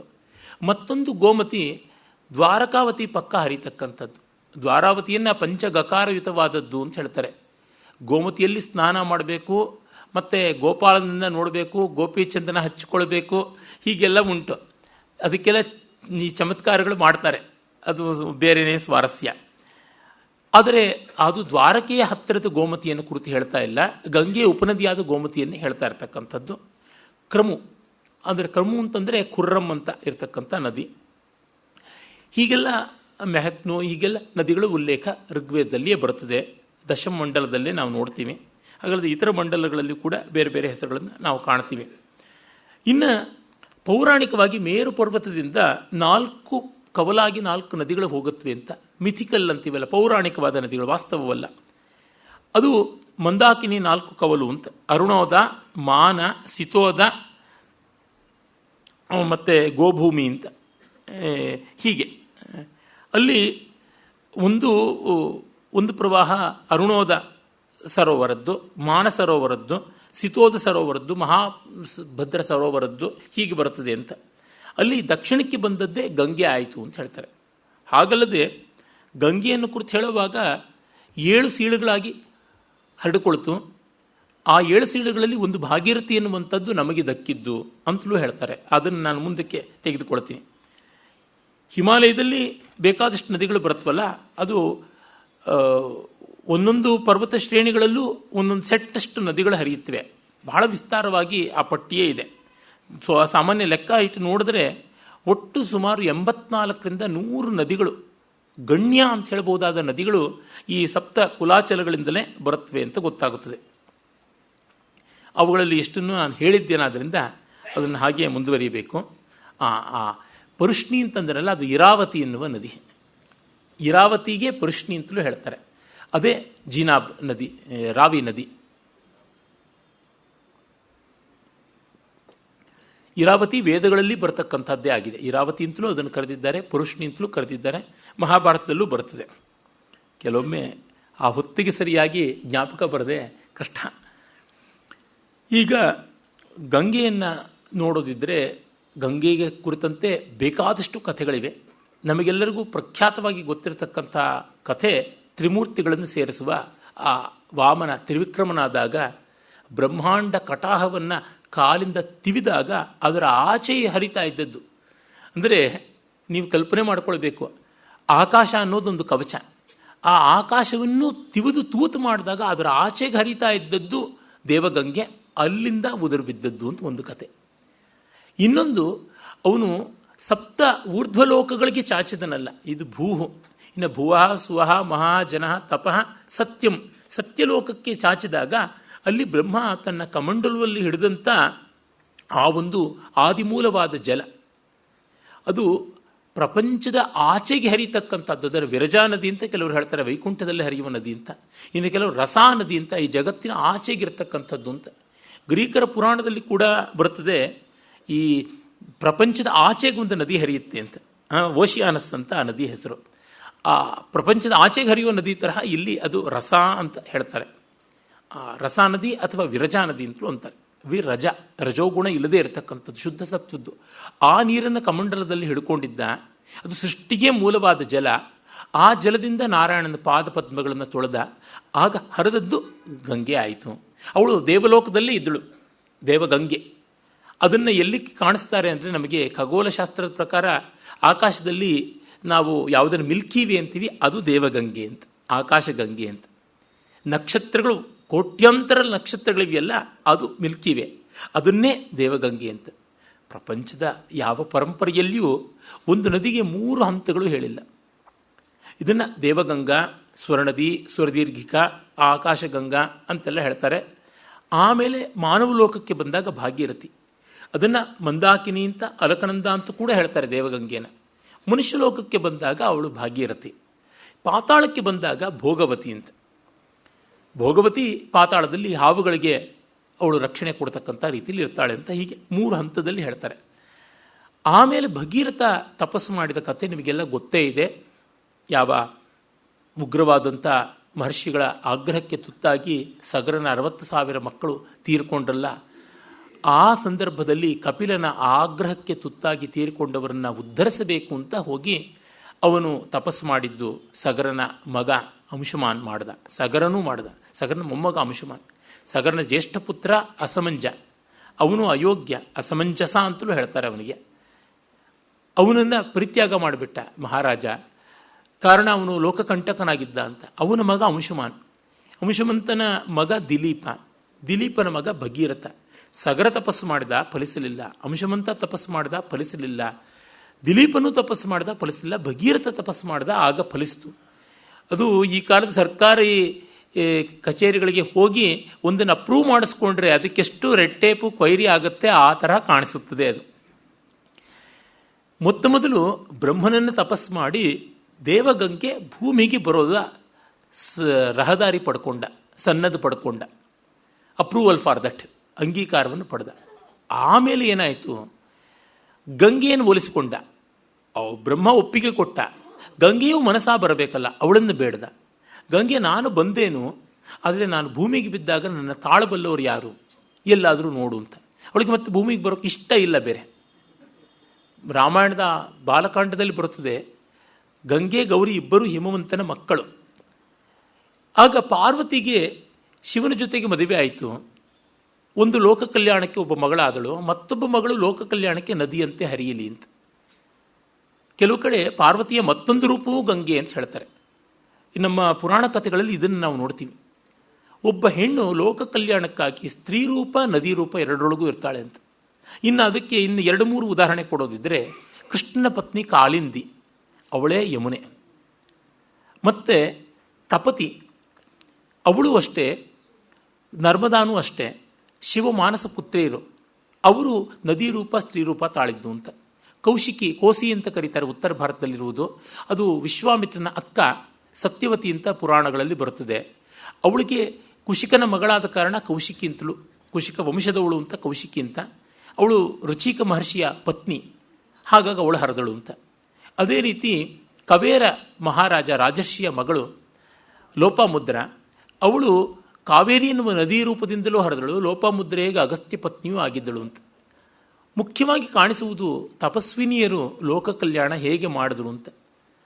ಅದೇ ತರಹ ಅನಸೂಯೆ ಹಿಂದೊಮ್ಮೆ 12 ವರ್ಷಗಳ ಬರಗಾಲ ಇದ್ದಾಗ ಎಲ್ಲ ಕಡೆಯಲ್ಲೂ ಗಂಗೆಯನ್ನು ಹರಿಸಿಬಿಟ್ಳು ಅಂತಲೂ ಉಂಟು.